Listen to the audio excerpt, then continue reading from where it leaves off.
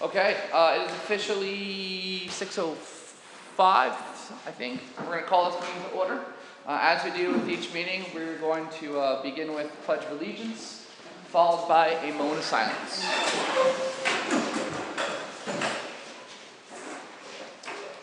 I pledge allegiance to the flag of the United States of America, and to the republic for which it stands, one nation, under God, indivisible, with liberty and justice for all.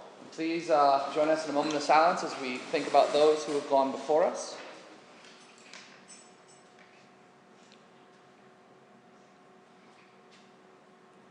Thank you. We'll share it for him. Okay, roll call. Okay, Mayor Allen. I am present. Deputy Mayor Ryan is absent. Trustee Alter. Here. Trustee Decker. Here. Trustee O'Malley. Here. Trustee Shudding. Here. Trustee Wabi. Here. Attorney Gilchrist is also I present. have an extra agenda. I have a digital copy, but paper, I was going to look that paper. Okay, we have no announcements at this time. No presentations, so I'm going to jump right to mayor updates. Save it on. I am assuming the board is okay with it and approves it. We'll be appointing Megan Alpert to the zoning board and Larry Watts to the planning board this evening. We're still looking for one more for each board to fill out our full board of 5. That's later in the meeting. In terms of internet and phone updates, we've pretty much finished everything here at 7 Waterworks Road, the new highway garage. We're working on porting the old number away from Verizon over to the same service that we use at the village office, which is a voice over IP account, which will be cheaper in the long run. So once that goes through, this building is pretty much set and everything is where we want it to be. 11 Waterworks Road, we're working on getting the just simple internet connection set up there and nothing else, because that building is still being used in particular for our mechanic when they're working on various items over there. And 13 Waterworks Road is the Waterworks plants. They are scheduled to come tomorrow, but it's at a bad time, so they're working to reschedule. They'll be hooking up everything we need there, and then we'll be able to cancel the existing internet and set up with just Spectrum. And again, all of this, plus reviewing sort of everything we have right now, is our goal to make sure we're not spending on things we're not using that are outdated anymore, because we have a lot of the old copper lines that we're slowly phasing out as we switch over to the new, so that we're going to be seeing some savings on what we're spending as a village. It's something we've been working on for a couple of years, and we're very close on finishing that. The Woods Brook Home Buyout Program, we're nearing the end of it. As a reminder, I think we have through the end of June to finish off every part of the detail, including the paperwork. The last item that's about to happen later this week is the closing of the final property we've been working on. And then once that is complete, Mark has already started to speak with the demo crew to get in there and work on taking that down. I know we had talked about looking into fencing, and I still want to see if fencing is something that could be considered as part of this, because it would be specific to getting the location set and safe. So that's sort of our next phase once we finish closing on this last building. I thought Mark was getting quotes on that after our last meeting. Yeah, Mark, you got a quote for fencing at 27 Elm Street? Did we receive a quote yet? Neil has a quote of order fencing, I think. Yeah. Put around that. We have to put something around that site. So it's safe. Do you have a quote? Okay. It was like, well, one came in at I think 13, the other one came in 9 for just under 10,000. This is specific just to 27L? Yep. Okay. Wasn't there another one though, Mark, for you're going to ask him to both for Main Street and? there really isn't any point in that until we get that other building down and get the shot rock in there and, Yeah. you know, and then it's a question of how permanent you want it to be, because, you know, the next phase of the project is the daylighting of Woodbrook, which is, DEC's already started on that, so we may want to talk to them. Well, anything but snow fence or Yeah. It's been an embarrassment for 6 years. Yep.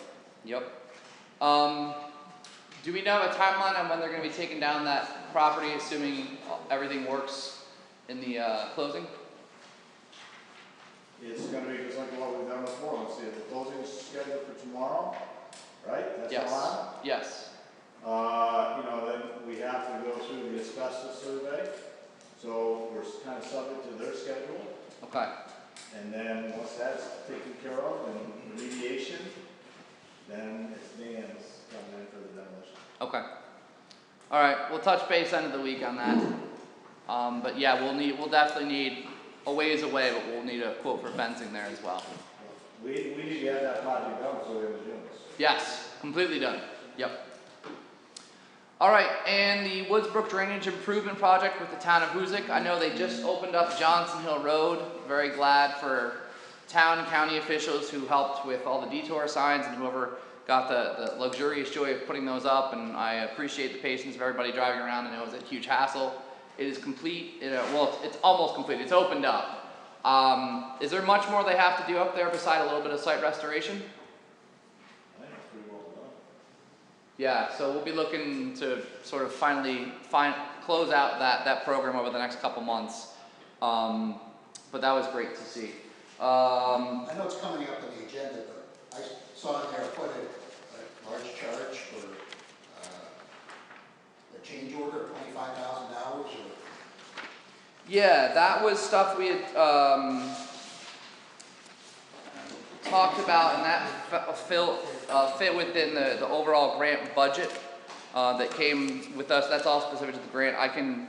Do you want me to show you that right now, or jump to that later? I just wonder. We're voting on it, but we didn't hear about it until it's already done. Shouldn't that happen before it actually gets done? You mean the change order? Yeah. I mean, technically, is the I'd have to look at the work on the change order. Give me 1 second here.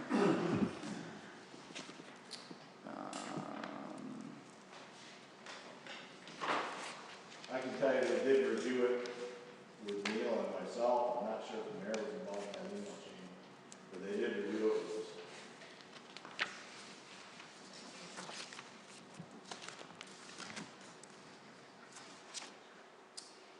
I'm not sure about the timeline of that. I know we had talked about this. What's that?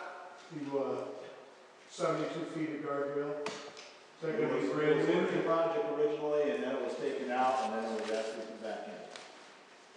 Is it the same guardrail going in, or we have to buy all new? I was reading that, I thought there was some there at first, but was it?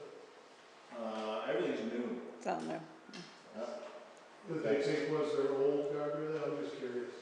That was taken out to be, It wasn't very much. Okay, yeah, that's all I was wondering. I think in projects like this, they tend to just go through the planning with us, make sure it's generally okay, do the work, and then contact with us with change orders. I feel like that's how it was with the sewer project as well. Yeah, my recollection is there was some discussion on the balance of that grant, that there was some available funds. Yeah. Isn't this the one where the available additional landscaping and things like that? I know that part was discussed. This one was. On this change order. This was another change order where they put back the 72 feet of box beam guardrail, or guide rail they call it, and additional work materials for culvert installation due to unknown groundwater weep. So It seems odd that we're asked to vote on it, and then to find out it's already been done already, just doesn't make any sense. well, a lot of times when they have projects, all the design stuff is great and everything, but once you get in the field, you come up to new things that you didn't either anticipate or you anticipated incorrectly. So they come to change orders. But yeah, that's the way it was for the sewer project too. Whenever something had to be changed and they had to step out of the normal scope of the project, we'd get the change orders later. But that is a good question as to why. Rob, did you hear that question? What was that? You want to answer that? Yeah, I just wondered, it seems weird to vote on something that's already done, you might as well just move on. Yeah. It's done already. What's our vote mean? Honestly, it's just getting the official word from you guys for me as the mayor, the owner, as it says on here, to put the signature on. A lot of times these change orders are things that they find in the field have to be changed, and if they decide to wait 2 or 3 weeks, that means, you know, the detour signs are up longer and schedules are longer and everything's operating within a certain window of time. So the cost would go up if you didn't act immediately, is that what you're saying? I mean, it would delay the project, and then you're looking at the, you know, well, everyone was out and assembled for a certain amount of time, now they have to wait until the board can get together to sign a thing, so this is kind of just always how it's been for large projects like this. So you're saying that, you said earlier that you might not have enough money for the fencing for the project, so spending Separate project. $25,000 on the guardrail instead of the fencing might put the village on the tab for that. So this is a separate project. This is not the Woodsbrook buyout that involved the properties in the village. This is the work that was outside the village at the site by the golf course and the site up on Johnson Hill Road. So the change order is specific to that. We can't pull from that grant program and use it in another grant program. We're specific to those things. It'd be nice if we could, because it would give us flexibility, but that's a big no-no. So, and each time that they've had this, they've made sure that it was always within the full scope of the work. There's always been a certain amount of extra funds we had in case there was other work that happened that they discovered in the field, and that's where this is. And finally, and I'll take any more questions, trustees, if you guys have any of them on that. All right. And then finally, I just want to make sure, I know it's been put out by DEC and it's on the DEC webpage for Hoosick Falls. DEC has announced that they have the cleanup for the First Street site has begun at the former Oak Mitsui site. And if you are ever interested in any of those documents, DEC has both a newsletter that they put out, items like that, but they also have a specific page where they post all of their updates on their page. I typically just do a search for DEC Hoosick Falls, and they'll have a bunch of the various most recent documents. But if you haven't reviewed that, it's online. It was in the papers and in their newsletter. So I just want to make sure people got the word on that. Trustees, any other questions on mayor update related business? Is that land that you use for anything afterwards? What's that? The land at the old Oak Mitsui site. So we had some, yeah, we had some previous discussions because the village had expressed interest in taking it over the site, but there would have to be several caveats. The obvious first off would be if there was any future problem from industrial fill, it wouldn't, or industrial anything like that, it wouldn't be on the village, it would be on them. So that would require some sort of agreement between the company and the village. Also the fact that it would be great to have it, but it's also additional workload, and you know, we've had discussions, we got to do an on-site tour. At this point, nothing more is happening except they're continuing on with the state required cleanup there. Doesn't mean to say there isn't a possibility of working something like that out in the future, but yeah. All right. Let's see here. I think I'm in the wrong spot. I'll come back. Do I not have a people to be heard on here? You do. It's next. Oh, it is next. Okay. So I'm going to go to the people to be heard section. As a reminder, if you'd like to speak, what you do is you stand, start with your full name and street address. I'm just going to get a general idea of how many people would like to share, and then we'll just kind of go in a random order. And just as a reminder, all of our meetings are audio recorded. If they're not done through Zoom, which I was unable to do tonight, they are audio recorded and they're placed up on YouTube for your listening pleasure and for archival purposes. Who would like to speak tonight? 1, 2, 3, 4, 5. All right, how about we start in the back and we'll just come 1, 2, 3, 4, 5. No? Could I ask a favor? Could I be first? I had surgery yesterday, and basically we weren't done by Zoom tonight, so Yeah. And You guys so you guys are fine with that? All right. Take it away, please. We'll go 4 minutes. it's Great. very sweet. Go for it. Number one, I'm hoping that you do return to Zoom, because me having surgery yesterday, my husband out of the hospital last week, it's very difficult for me to be here tonight. So I asked to be first. Of course, I'm responding to, because I did not see it on the agenda, was any decision made about the brush pickup? Still working on planning that out. Nothing official. Could I at least make a recommendation? Would be that see if brush pickup could be done during June and then scheduled for future years in April, so that way it would coincide with your May cleanup, etc. Totally agree. Okay. So when you have that discussion, could somebody get back to me? Sure. And does anybody need my phone number to do that with?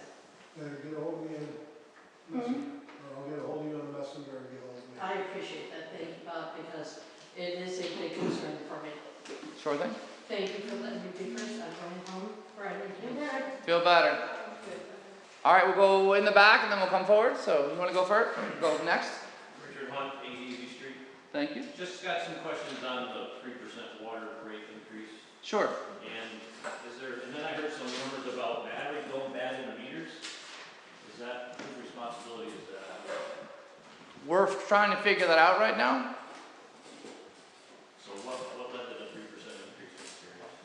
The 3% rate increase was something we discussed. We had put off, well, not put off. We hadn't made a change in rate percentage since before I started here as mayor. So it's been over 5 years. We went back and forth on it. We didn't want to do it, but the fact of the matter is the cost that the village is taking on to provide water is far higher than what we're bringing in for water. So that was, in a sense, a measure to not just address that, but the fact that all of the general expenses for water treatment of chemicals, etc., has all skyrocketed this year, like everything else has, which I'm sure everyone's aware of. So that was the discussion, the decision when we made that. So what kind of rate does like full pool and then people pay? Do they pay the same rate? Say that again? What rate does the outside vendors pay? Outside vendors. Like the fill pool service people. They come and fill out, what kind of rate do they pay? What is the rate they're charged? They have an industrial rate, I don't know it off the top of my head. Assuming that they're charged the industrial rate, it's almost 2 times higher than residential rate. That's off the top of my head. Let me see if I can pull up actual data on that. Is that right? It's either 1.5 or 2. Yeah, I think it's two. I'm looking for that as we. Yeah, it's twice the amount that a homeowner. Here we go. If it's industrial, before we change rate. Yeah, it's almost 2 times. I'm thinking we went from, let me make a quick change here in my document to see exactly how we changed it. Give me just a minute, I'm going to update this for the screen so you guys can see what the changes were. Sorry, bear with me just a moment. I'll save it later. All right. Oh, nope, I did it wrong. Hold on 1 second. Give me 1 second, I gotta figure out what I did wrong for me. Basically, the rate went from $4.94 to $5.09, $5.09 per 1,000 gallons used for residential water. Industrial water went from $7.43 per 1,000 gallons up to $7.65. And when does that take effect in the rate? That will take effect on the next bill. The August bill. Yes. When we were pricing it out, we looked at how much it would change the bill, and we played out little scenarios. So when we looked at the example of if you use 20,000 gallons of water in a season at $4.94, the original rate, it would have been a $98.80 just specific to water usage. The 3% increase took that same 20,000 gallons up to $101.76, which was a difference of about $3 in the bill. $2.50 specifically. So, answer your questions? Yeah, that's all. Okay. Will you send some kind of notice out about when you figure out the battery situation? how often you gotta do them, or? It's the transmitters and this, older transmitters are going and we're working on replacing them. Yeah, and we've been They're having all discussions working, about that and trying to This figure. is- Yes, that this is. the battery situation. That's what well, we know that at some point soon the transmitters are going to start going, and we have to figure out what the various approaches are to replacing that, and legally whose responsibility is that. And it's already happened to some residents, correct? I think so, yes. I think there have been a small handful, I mean 4 or 5, but I'm not sure off the top of my head. Does that sound about right? Yeah, give or take. I think there's something like an easy pass type situation, right, where there's a battery in a transmitter, right, and they have something like 10, 12 years. I think so, but again, I don't. You feel like it would be an easy thing to change out, and it sounds like it's absolutely not, and it's kind of mind-numbing that that's the case, but You also. think there was a module on the top, just Yeah, or you'd even think you could just take something apart, throw in a battery, and put it back, but that's not how they're designed, of course. if I could just add something, Rob. Sure. About the discussion from last month about the water bills, I mean, my take on it is the water cost of production should be in parity with the cost to the homeowners here in the water district, and I think that's, where we should head in the future. So if it costs us $4.12 to produce 10,000 gallons of water, that's exactly what we charge. We're not looking to make any money, we're not looking to lose any money, because if we're losing money, there's gonna come a point where, you can't make it up through, robbing Peter to pay Paul. So, most municipalities just charge their exact cost of production, which is, I think, candidly, I think the direction that we should head. It's not gonna happen overnight, but in the long term. Right, I agree with that, but you're also making money on some of the sewer usage, because not all of it goes to the sewer. Yeah, no doubt, but as far as just like the water production costs, I think it should just be 100% parity. Then you have a reserve fund, because you never know, there's a sudden, like what happened a year and a half ago was a sudden spike in chlorine, and that no one could get chlorine. You pull that money out of the reserve fund, that's what you have it there for, but really we should shoot for parity between cost of production and the cost is passed on to the customers. Yeah, and even before I got here, before PFOA was the situation, the village was still losing money, and the last thing we wanted to do, knowing the huge burden that we all took on with PFOA, not just as a village municipality, but as individuals, we didn't want to touch that rate at all. But the fact of the matter is, we've been in the hole a long time, and we had to do something right now. At least it was much more minimum than the bond. Yeah. Oh yeah. Yeah. Thank you. Yep. All right. You want to go next? Yeah. Okay, go for it. Sure. Hi, my name is Dan Puza. I live at 4 Atlas Street. I have a problem with my neighbor, among other things. For the past couple of years, she just regularly goes out to her car, leaves it running in the driveway with the radio on full blast. It's awful. This year it's warm outside again now. She started this up again last week and has been doing it nearly every day since then. It's also pretty obvious that it's being done out of spite.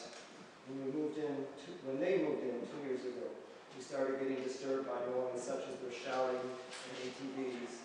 My wife made several attempts to politely ask them to please be considerate about the noise, especially late at night. But in response, she got sworn at and threatened by the son. And then after that, they began this with the car radio. With a ridiculous increase in the level of volume and how frequently they do it. Just the absurdity of coming out of the house in the middle of the day, turning the car on, must be turning the volume up as high up as it possibly goes, leaving the car door open, going back to your house, or standing around, or even if she's out in the yard, the volume is just at a level that no human listens to the radio, and then they have to turn it way down when they actually do use the car. Even if it weren't intentionally malicious, it's incredibly aggravating and inconsiderate. I work from home as a senior software engineer, and the noise makes it much more difficult to do my job. Last year, I also discovered she posted a bunch of nasty threats targeting us on Facebook, and a court order of protection was issued against her to refrain from harassing my wife and me. However, the order of protection hasn't protected us from this form of harassment, blasting us with the radio. Whenever I've talked with the police about it in the past, I've been told there's there's nothing that can be done, even with the order of protection, because Hoosick Falls doesn't have any noise laws. They suggested that the village has a nuisance complaint form. I should fill that out. Well, last year I submitted many nuisance complaints, so none of this should be news to you because I've covered it all before in my nuisance complaints. But I don't believe I've got a reply to any of them. I gave up and stopped submitting them. We've lived here for 9.5 years. We used to be happy to live here. Before this, the neighborhood has been absolutely lovely. It's a pleasure interacting with all the other residents. We enjoy and get along with many. But now we just want to move as soon as a decent house becomes available. Why do we have to live with this in Hoosick Falls in 2022? Why are the harassers protected and victims allowed to be bullied? Why do we still have no noise law? And what good is the nuisance complaint form? Right. Marie, where do the nuisance complaint forms go to if somebody submits Where do one? they go? I was Is it an online form? inspector at Mark Serving, I believe. Is it an online form? It's online form. On the website, okay. It went to Rick. Mark, where do they go to? Haven't they been, You recently- maybe we fixed that? We did, I've only seen one and I've not gotten one from him. What's that? You did, I've seen one and it wasn't from him. No doubt about it. Most of the issues are, in my mind, police related, or a lot of the stuff has been drug related, so, some of that falls back to the state, because the state's no longer prosecuting drug cases, so, the police, really, their hands are tied, they're not doing much. But with drug cases, people are, I got another complaint today of somebody openly selling drugs down, second floor. And I can't even tell them that there's anything we can do about it because there really isn't. So, but a lot of the stuff is police related. I've done some code stuff, but I agree, they have. I wonder, she's running a flower business out of that residence. She thinks that Has she she can. has she been to the zoning board and got approval for that? No, she thinks that she can because of, farm laws or something. I kind of monitored last year to see. Is this the same property? This Yeah. seems to be a high impact as far as Yeah. traffic goes, and that really is the least of the issues. But still, it's a change of use, so it should have went to the zoning board for approval because it's not allowed. It's still, it should go with it, it's still good. That's not barn farm in the backyard. That's all right. I just, since I've watched the operation for the past couple of years, and I'm surprised that she's never thought the zoning board got approval for that. It's not much for rules or, very much. But I mean, it really shouldn't be allowed unless she got a variance for it. Did you had more to say, right? Yeah, I did. I want to give you the time, No, it's so okay. please go. Needless to say, the noise, I'm just going to address the noise. There's a lot of other issues here clearly, but, the noise has affected our quality of life in a major way. I can't have a friend over and sit on my back deck because we couldn't even have a conversation because we'd have to shout to be heard over the noise. And I really just don't understand why there is no enforceable law with any kind of, Bennington has a very nice noise control ordinance. And I love their opening paragraph, and I would be happy to read it to you. It says, "It is the purpose of this ordinance to preserve the peace and promote civility and to prevent hearing loss, sleep loss, and a general reduction in the quality of life. Bennington will protect the public tranquility." Why won't Hoosick Falls do anything to protect the public tranquility? What can be done? This is an excellent blueprint. Clearly it can be done. Have a copy of You that. can have it. It's online. There's a PDF. Is this all hours of the night, or is it during the day, or what is the? It's during the day. He's trying to have a meeting with his coworkers, and it's like he can barely be heard. Noise it's not like an eyesore where you can just go and forget about it.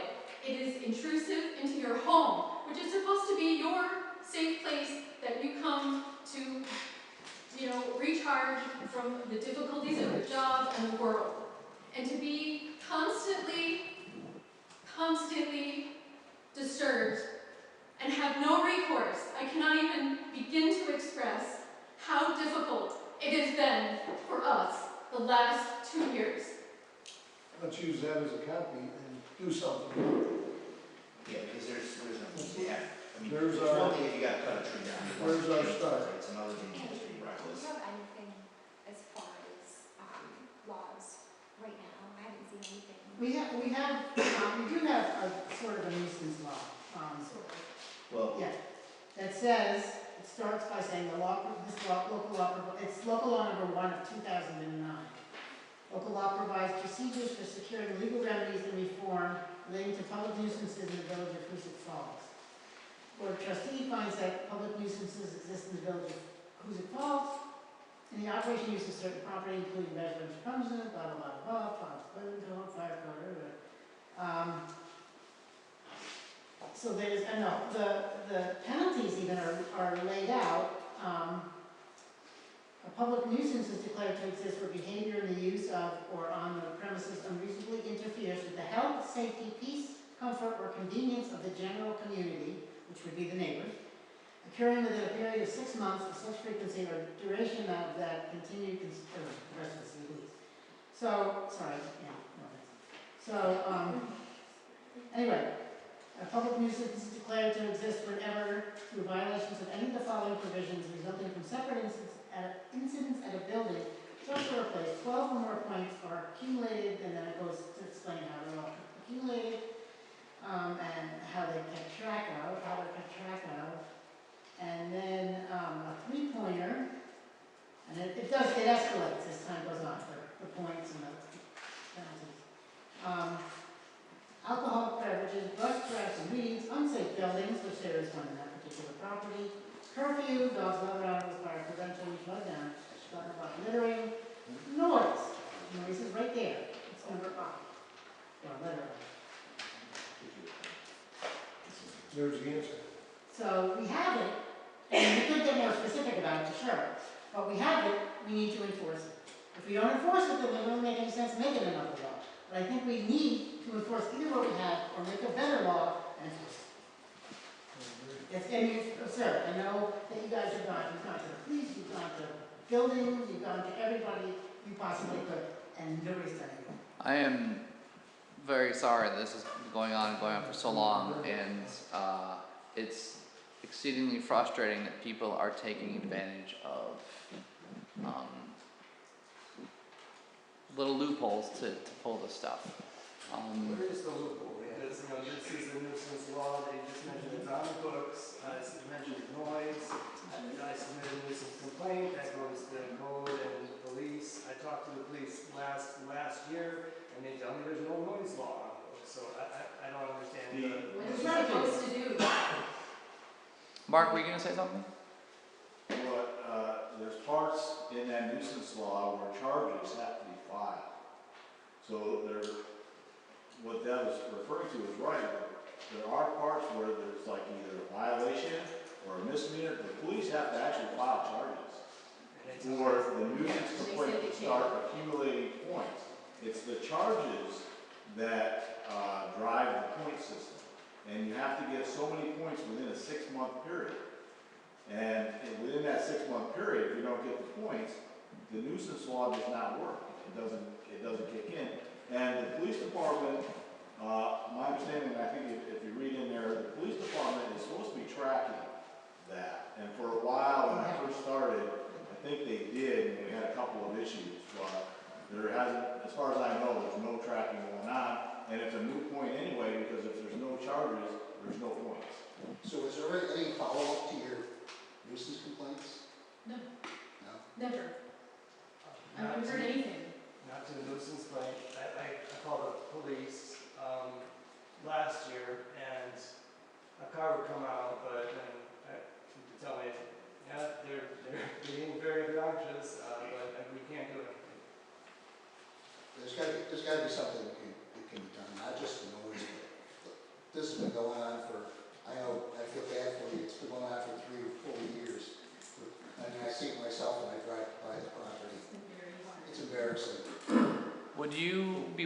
copy of what you brought, so we She can already have did. that? She did. Oh, she did, oh. I have it, sorry.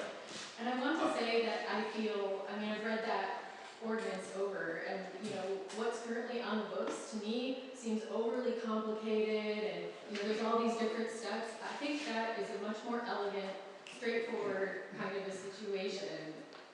Andy, I just have a question for you, because this is a law that comes out of Vermont. Is there any prohibition in New York over passing something like this? I mean, maybe people look. Because it is a different state. Of course, It is yes, a certain of legal course. question there, right? If we Right. can do the same thing here.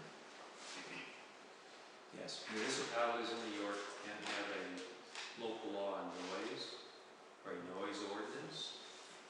Many do, many do not. It does become, it's difficult to say, but it does become an enforcement difficulty with noise ordinances. The municipality does have to invest in appropriate noise monitoring equipment. They have to gather the evidence to move forward against someone under a noise ordinance. It can be done, and many municipalities do have noise provisions. They're going to have any teeth. They have specific decibel levels at the property line. You accumulate that evidence. We have a generic one that merely talks about noise that is excessive. It's very difficult to prosecute because of the vagueness of that language. And many municipalities do not have any kind of noise local law or ordinance for that reason. So this says plainly audible at a distance of 50 feet. An officer's word on a complaint wouldn't be enough. No. You need actual noise. Metric. You could borrow our decibel reader. Yeah, you can, Sorry, feel that's not free to hard. come and borrow our decibel meter anytime you like. I'm sure We you would can just try. check over everything and everything, like you could just go. It needs to either be with the police department or the code enforcement officer, and that proof has to be put together in order to introduce it into evidence. Paul, do you have decibel meters in the police department? No, it is an investment by the municipality, but it certainly can be done. Did these particular meters, are we talking about a ton of money? Something I like don't know that? the answer to that. Oh, okay.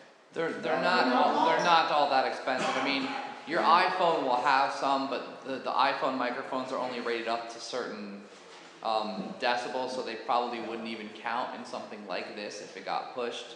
But I mean, like, you know, Hoosick Falls Central has them to check rooms. They're probably about $100. How much did you guys spend on yours? $30. Yeah, they're not going to be that expensive. Anywhere from 30 to I'll pay for it. 150 right now, yeah. I will give you. Make a motion to buy that with the ARPA funds. I don't even think we need to make a motion like that. We can, but there's a lot of things we got to go through real fast. Nuisance law, what the town of Hoosick has in terms of a noise ordinance. I feel like the town just did one recently that could apply to us, but these are all things that we have to dive into really quickly. It was I'd like to keep these guys residents. Dan and I'm sorry, First I've heard of it. Christina. I'm gonna get back in touch with you guys in a couple days on progress we've made. We have to have a lot of discussions with a lot of policies that we have or don't have, and with a lot of departments to figure out what we can do to take care of this. It's not the first time I've heard of people intentionally making other lives miserable, and it's exceedingly frustrating to hear the situation you're having, so I'm sorry about that. Hey, Paul, one of the issues I think that we're having too is unregistered motorcycles or mini bikes riding down the streets. If those people, or if anybody, matter of fact, I just saw some the other day riding down Waterworks Road, some mini bikes or motorcycles. Can they be impounded if they're caught riding on? Yeah. So, again, I'm sorry, did you guys have anything else you wanted to say? Wait, I have a question. Yeah.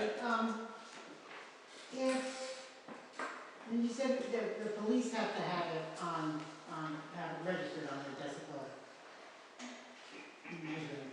In terms of evidence prosecution wise. Well, what if there was more than one witness to that? So you're asking kind of evidentiary questions on the prosecution. In general, to enforce a noise ordinance that has a decibel limit, you need technical information on what the decibels are. So So it's very much like a BAC on your IRS. Paul- Scientific evidence trumps opinions. That's correct. Paul, if something like this went to court, would it be the ADA up here who would be prosecuting it? More than likely, it would be the ADA up there. Maybe If worth, it's a criminal prosecution, if the village opts to enact a local law, it would be a civil prosecution through the building department. because then you're talking about civil versus criminal. We'd have to take a look at what the village would want to do in terms of any local law on noise abatement can be handled criminally through the police department, for sure.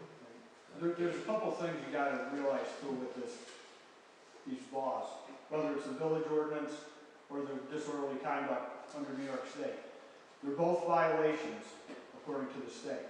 So unless we witness it, we can't make an arrest. We can't have somebody coming back a day later, a week later saying you're blaring music, we want to arrest them. We can't do it. We need to call when it's happening so we can witness it, then we can arrest them. There were many calls when it was happening, I believe. I can't speak to what happened prior. No, I know that. I know you can't. That's not me. Yeah, I know I that. don't know anything about any nuisance forms that came in, that's the prior chief, that would have to be taken up with him.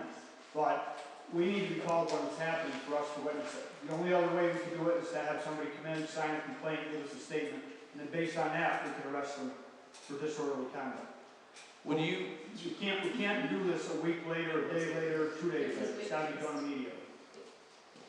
They did that, well, I know it's not you, but every time they've done that, so And they just say, well, shrug, there's nothing we can do about this, sorry. Again, I can't speak for what other officers are doing. Yeah. has this been, like, have you tried calling the police this calendar year? It's just started again this last week with the weather, it's been nice. because the weather's gotten nice. Yeah. Okay.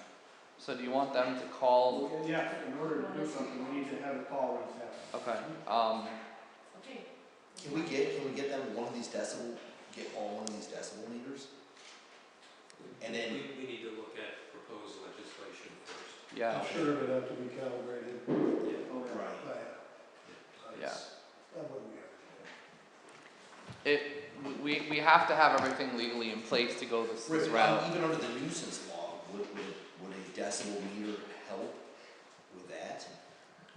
Under the current, I mean, it wouldn't hurt, right, to actually walk in and say, This is the bigger conversation we need to have on the legal side and on the police enforcement side.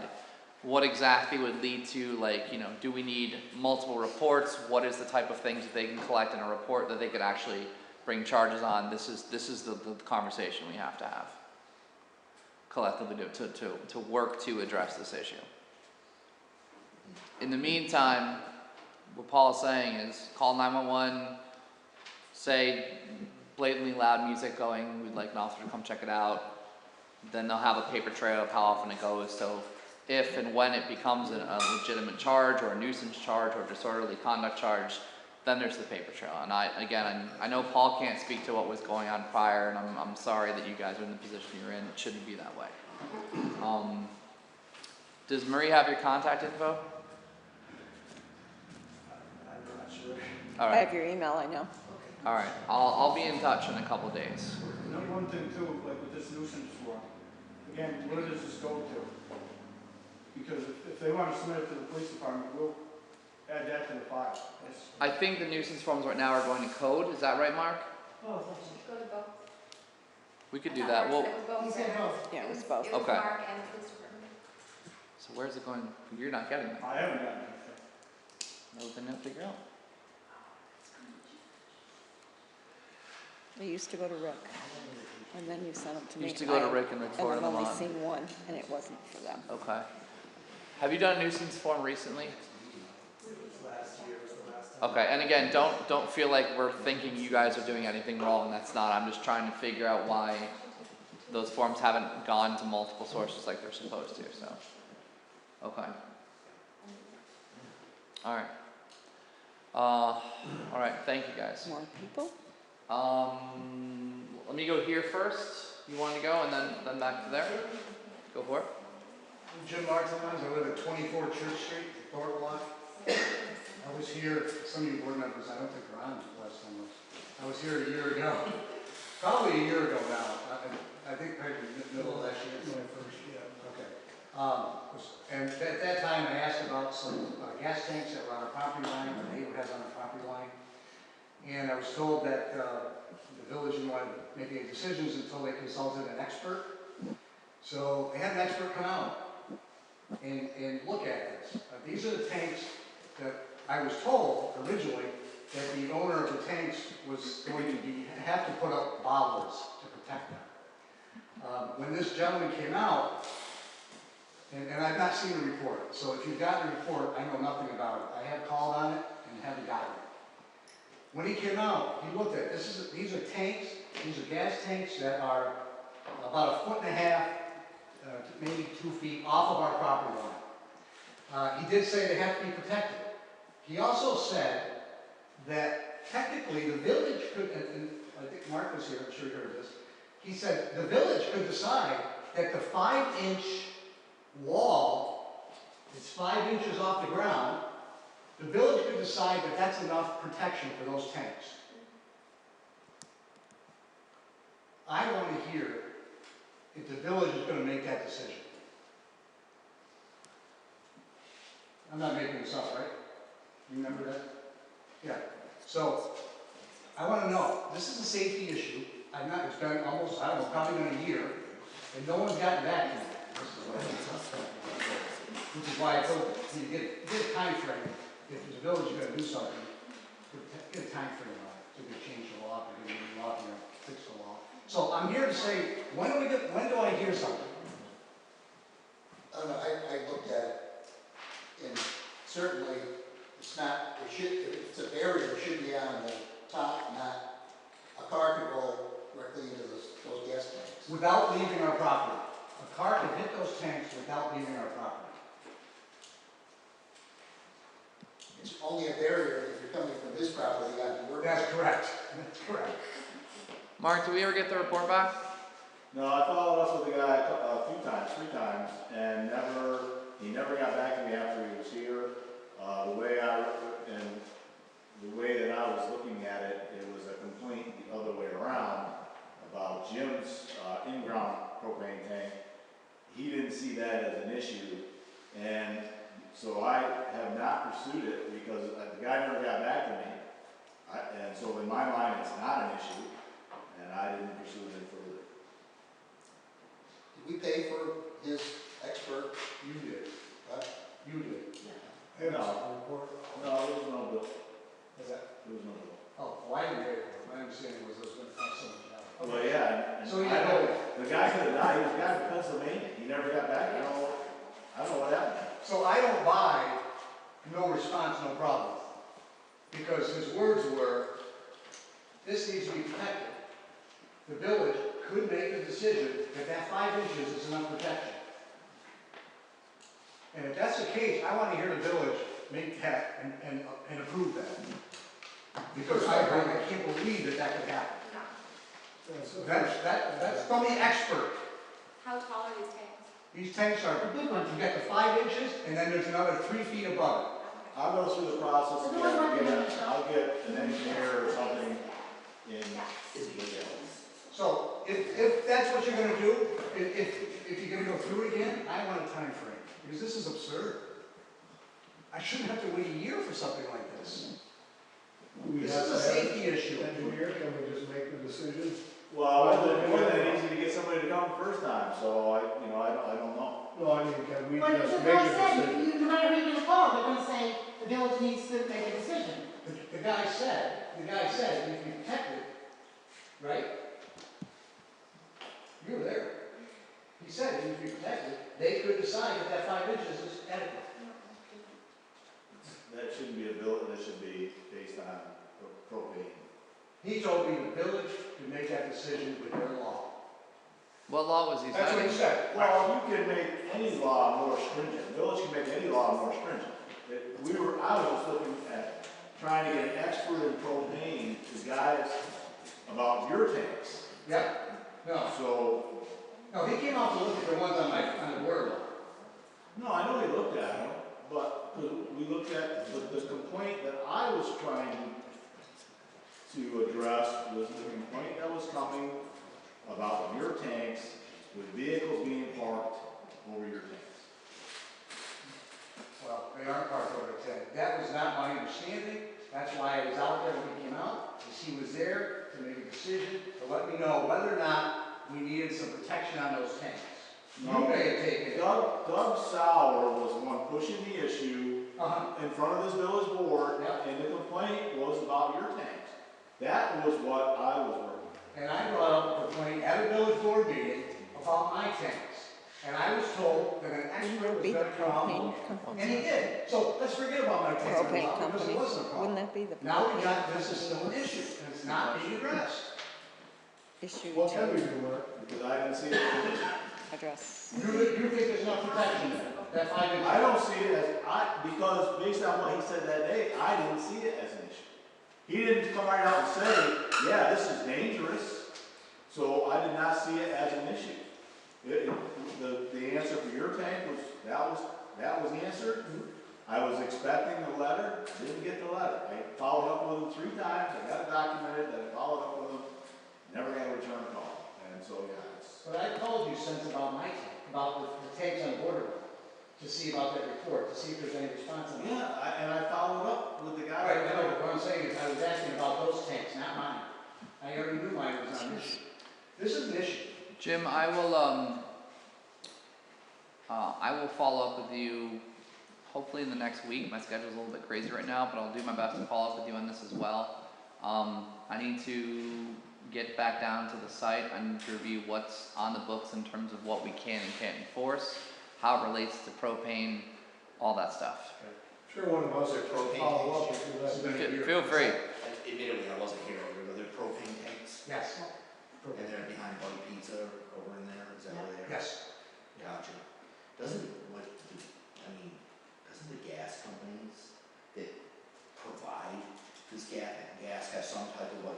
I mean, I just did an addition on my house, I had put in all the electrical, and I had to have somebody come from the board, fire underwriters, whatever it's called, to come do a separate inspection and certify that it was all correct. Typically they have to have the protection, and they've got to be so many feet from the protection.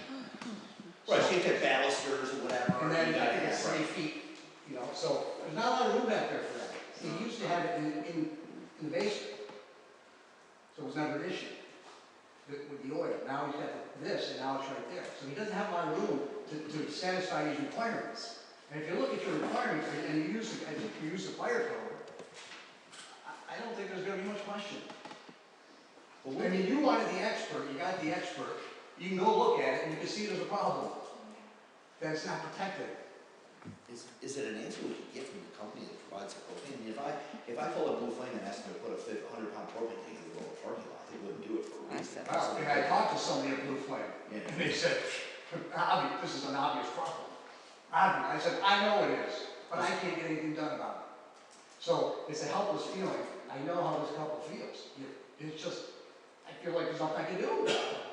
I've gone through the course I was supposed to go through, I can't get it done. Well, it says right here, generally, I just typed in, amount of protection needed around the propane tank. Yeah. Generally, the installed are 10% in regard to houses. Deb, what are you reading from? No, I mean, like, we can't just grab random things from Google and be like, this is what we. No, I'm just saying, the information's out there, that's my point. Sure it is. The fire code is out there. I got the code. The fire department has to be able to tell us stuff too. What's that? Fire department probably has some answer too. Do you know who's filming them? What's that? Do you know who's filming them? Like what company films It them? might be fair, but I'm not positive because it changes. So. I'm just curious if a call is made, that's it. Yeah, do you know who installed the tank? can't What company even- installed the tanks on protection? That's our job to find out, that's not you. Yeah, I know. Jim, I know, but it'd be nice to meet you. Call me in a week All if right, you haven't heard from me. One other thing, I have a suggestion. Fast, please. All right, suggestion. To make it easier for people to do business in the community. Go for it. And I brought this up before. I had the opportunity to refinance our building, and we were looking at taking out an extra $250,000. We have $100,000 set aside. We wanted to put in 2 or 3 more apartments on the second floor. I asked a simple question. I think it's a simple question. Do we have to have a sprinkler system in the building to put these on the second floor? Couldn't give me an answer. I was told that you have to submit your plan, correct me if I'm wrong, You have to submit your plan, and then they will either approve it or not approve it. So that means I've got to go get an engineer, an architect, people to draw up my plans, take it for approval. If they say, no, now I spent all this money, and now I got to put in a sprinkler system, now it's gonna cost me $100,000 to $150,000 to do that building. We ran into this situation with another location. I don't think it was St. Mary's, because I don't think that they have one. No. I think they've done something similar. What I'm getting at is, But it depends on floors and square footage and. No, any commercial property has that plan. You want to make changes? In terms of sprinklers? If sprinklers become required? Any commercial property, if they're gonna update, they have to have plans. And the sprinkler system will be a part of that. so we've had people that have done something like the old St. Mary's. I think, how many stories it is. It's gotta be similar. They didn't have to put one in. It seems like, and when I first asked the question orally, the answer was I didn't need one. When I tried to get that in writing, I couldn't get it. So I finally told my partner, Jim Monahan, that we're just gonna say the hell with it. We don't have time to wait on this, and we just scrapped the plan. So now we aren't gonna do what we were gonna do with the building. I'll look into that I'm as just well. trying to find a way to make it easier to do business. Yeah, no, you're right. Isn't that a question for a professional engineer though, that, because generally a PE, That's what I'm saying. because my wife is a PE, you have to, they generally review all that, including like the fire exits, because she's been doing some of that work kind of on the side. They review the fire exits, they review the distance and all this other kind of stuff, including the fire suppression and where the sprinklers are. Wouldn't that be like, you would obviously have to submit that information to PE and then have them do a drawing and stamp it, and then they would tell you what's required to get their approval, right? Could be. Yeah, that makes sense to me. That was the route we went the last time this came up, right? Yes. There was the person who was doing the work had to have an engineer review whatever codes were on the book, whether it was here or general codes in That New was York. something I learned, yeah. And that was what determined if they had to do a sprinkler system or not, and they ended up having to do it. They had to do it because it was a pre-existing system. See, and we didn't have that. I'm aware of that. We didn't have that. And I don't think the old St. Mary's had it either. Which is probably why I'm assuming they weren't required to have one. Did you reach out to an engineer and ask him this question? I had reached out to an engineer and said he would help me do so. But I didn't want to spend all the money for everyone if someone was just going to say, you have to have this with sprinkler because it's more than this many apartments in the building. Shouldn't that be in state code? Shouldn't the state have that information? It's in the state code, but it's, come in and sit down and look at the code.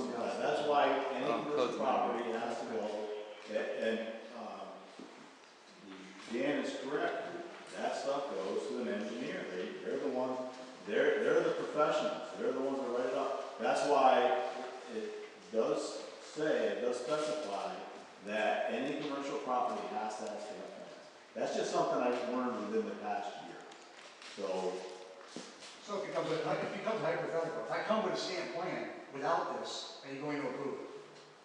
Because certainly we know somebody else has done it without it, and they got it approved. Mark, correct me if I'm wrong on this, and I spoke to my wife a little better on this, but generally, once an engineer is involved, right, and they stamp a drawing, that they are basically taking responsibility for. right, and unless there's something completely absurd. So the code is required to review the code aspects of the plans, just as a double check, and that's supposed to be the code part. Yeah, I recall that as well. So if you have an engineer who stamps the plans and goes through and says you don't need it for X reason and Y reason, he's going to look up the reason and go, yeah, he's right, and that's it. So I've got to pay for all that I think so, yeah. before I find out. Yeah, unless you have an engineer who can confirm it. Here's what I'm trying to do. Here's the square footage. Do I need sprinklers or not? There's no existing system. I think, call me tomorrow, I think I can probably get you an answer on that, at a 0% discount, 100% discount. Will do. Because before you go through with all that, and I don't think it's a big deal to get an answer to a simple question. That's all I'm trying to do. Right, before I spend all this outlay of money. That's all I'm saying. It's the same situation we had when we tried to just fix one simple line up a simple road. All of a sudden the county was like, no, stamp plans, engineer, thousands of extra dollars, so. But that doesn't bother me. All right. I'll get in touch with you. Yeah, she's Thank not you. gonna get involved with big commercial stuff like that, she's on disability. but That, she that has was a a friend who does it. that was a quick one, like I have quick ones right there. Uh-huh. Yeah. All right. Did you have anything? Hi, I'm Justin Williamson, I live on 27th Easy Street. I think this is the same place, I'm not sure, what was the road that you guys said you lived on? Abbott. Abbott, is that, is it near Ball Street? Yeah. Yes. Is it that house that's on the corner? Yes. That house has been very dangerous, especially for, traffic as well. Cause there'll be cars sitting outside, out of the house, and people already are crazy enough to take the turn wide. It makes it even more dangerous because you have to go on the inside of that turn. And I've also had a bike almost crash into me doing a weird jump or something from that house. And yes, I've also heard the music and all that they've done. I didn't know where to complain about that, so, but I have had it in the last year. Okay. Thank you. When in doubt, you could always call 911 and find out if that's a legitimate complaint or not. They're not gonna get upset at you for that. All right. Thank you all. Moving on to the next parts of the meeting.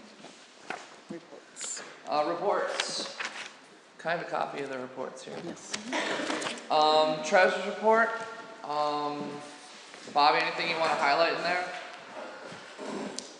Well, I'm gonna wait until. You can wait until later. That's fine. I don't think They were, there's anything particularly noteworthy of just doing lots of work over the past month, and the computers are working better. yeah, they had some software issues that basically cost them a day rate break. Uh-huh. So, we still have the budget to actuals tomorrow, maybe I'll just say it now. I'll go in there tomorrow, we'll all have it tomorrow. Okay. She just got a whole day ruined.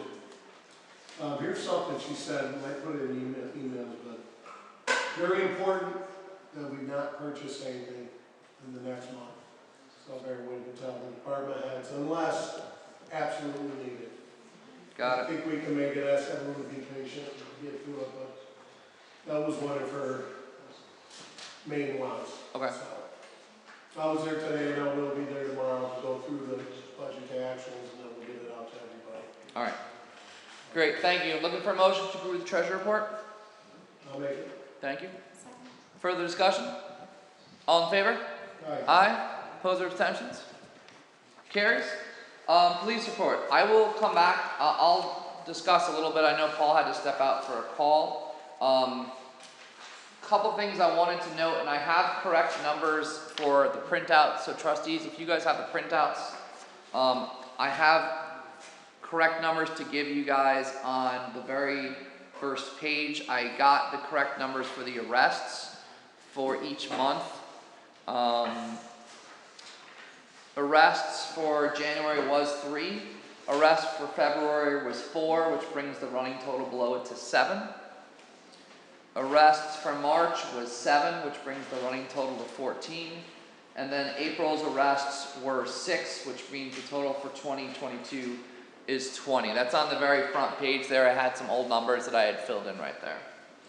One of the things that I was talking with both Paul and Bernie about, especially when you look at the amount of calls we received, it looks like we've gotten almost double the calls. It's not a true reflection of calls because when Bernie and Paul took over for a while, instead of pulling individual reports off of the SJS system that we use and calling all of those the calls, they decided to use the county's 911 calls and got permission from the county to get that data. So whereas in the past we were just basically, if there was a call and there was a report that was produced from that, those would be the tally we would have. What we have now is it's sort of a different tally that's more reflective of all the various calls that we're getting through dispatch. I don't really have anything else that I want to stress. I think if it's all right with you, we can hold off to see if Paul's back in the next 30 minutes or so. Did you guys have any other questions about this, or are you trying to wait until he's back? Okay. We'll move on then. to Code enforcement. code enforcement report. Mark, take it away. What's in the report's in the report. I don't know if you guys have any other questions besides maybe to come up tonight. Have you heard anything back about that property that I gave you on 3rd Street? The one where there's trash all over both sides of that? I have not heard anything back. I got another complaint on it today, that I shared with, Yep, I saw that. I started filing the case. I sent out actually that one I already opened the case on, and I'd already sent a notice about it. So typically, the scenario is I get 30 days, and I give, typically, depending on the situation, but in most cases, I give a second notice of violation. That's a rental, right? So it goes to the property owner, not to the In this case, I did send it to the property owner. And I sent it to her because I talked to her before. So I did send it to the tenant, and I will pursue the tenant in this case. As far as if it ends up, after 60 days, she hasn't cleaned it up, it'll end up going to court. I talked to Paul a little bit about it because I think there may be an overcrowding issue in there, but I can't prove it. Yeah, when I was there, one particular day, there was probably 5 cars outside, but I don't know what. Well, we can't go by cars. I need to somehow prove how many people are in there, which is difficult to do because she is not always honest with me. Is there a secondary exit? I noticed that the side door had a piece of plywood on it. Wouldn't she need it? I assume there's a back door, but. No, there's the side door. There's the front door and the side door. So, isn't it legal not to have a secondary exit in the house? I didn't notice plywood on that. Yeah, the side door. Is it facing. sealed? Sealed, yeah. No, are you toward the Elm Street side? No, I'm looking at the Center Street side. Oh, okay, I didn't know, because on the Elm Street side, there's a door, but it's for what used to be the hot water tank. Yeah. So I'll take a closer look at that. I did not notice that. Unless there's a door in the back somewhere. No, there is no door in the back. That I recall. All right, thanks. Anything else? Hearing none, looking for motion to approve the code enforcement report. Motion? Second. Further discussion? All in favor? Aye. Opposed or abstentions? Carries. Clerk, deputy clerk report. You want to help? Yeah, just utility payments are coming in. The penalties go on Thursday. We worked all day today to get the re-levies out. Property taxes come out in early June, and just been crazy busy, working away. New computers are definitely faster and helping. Yeah. And that software glitch today, I think between all day working on it, I think it's going to be straightened out. Which software was that? It's Williamson, Law Book. That's not the one that GovTech Edmonds does? No. Okay. All right. Any questions for them? Looking for motion to approve the clerk, deputy clerk report. Motion? Thank you, Deb. Thank you, both of you. All in favor? Opposed or abstentions? Carries. DPW highway report. Bobby is not here. So I talked to Neil. There were a couple things we wanted to stress. The first one was street cleaning has started. We put a notice in the paper about street cleaning and which wards they're going in and which sides of the street they're doing on the even and odd number day, and they're having struggles with people not moving vehicles. You don't have that notice handy, do you? I don't have it with me, no, but it's up and it was in the paper this week. All right, I'm going to have to blast that out on Facebook because there's still a lot of people who aren't moving vehicles knowing that they're in whichever ward. We had a few calls. The odd even days seem to be confusing. Yeah, it's always been, I don't know. So, the other thing is, let's see here.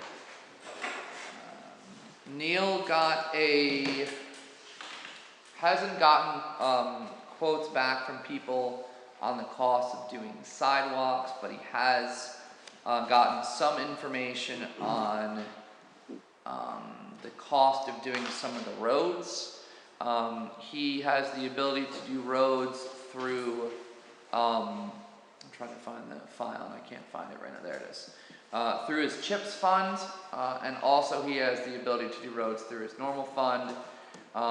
He's planning on doing, with CHIPS money, Beckett, Cummings, Parsons, Redmond, and Waterworks. The quote that he has, that he shared with me right here, I can certainly share with you as well, was for the cost of other people coming in to do this.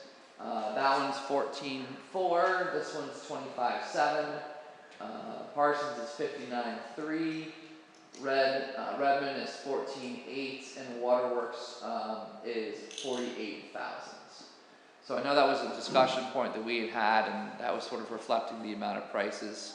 He doesn't have official prices yet on the cost of sidewalks yet, and he has some other flexibility. What were those streets again? Beckett, Cummings, Parson, Redmond, Waterworks. I asked in particular about Second Ward because I know that there have been some roads replaced over there, but there's also a lot of problems with the roads. And he said if I did work over there, it wouldn't be from CHIPS funding, it would be stuff that we did ourselves. So I don't know what the complete plan is on all the roads that they're looking at, but I know this is what he's looking at using the CHIPS funds for. What sidewalks are you hoping you can find looking at? Oh no, you're back there, sorry. Been speaking for you the whole time, not knowing you're here. You're right. How'd I do? Did good? I'm looking at doing some on Main Street, you know, a lot's gonna be quick cost, you know. Are those 5 roads in need, definite, after all of them get done? They should be done before they crumble like this one out I there. don't know, here, yeah. Our sidewalks are This one out crossing. here is what they call reclaiming, Yeah, where we chew it all up and, right. put it in a base coat down on top of it. I'm just wondering if there was like a little leeway on priorities, our sidewalks, as you know, are beat up just as well. I know you were hoping to get, Well, the biggest thing's gonna be the cost of oil, and prices could change next week, so, yeah, no doubt. you know, the first price I got was $192,000. So I cut back on different things, and got it down to 162, so.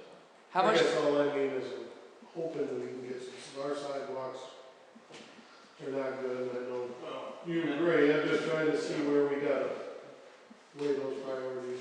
I'm wondering if any of the sidewalks are a priority to you, like you, You know, because we might be able to get more bang for the buck. I've always said one side of Main Street should at least be up, Right. then kind of work from that.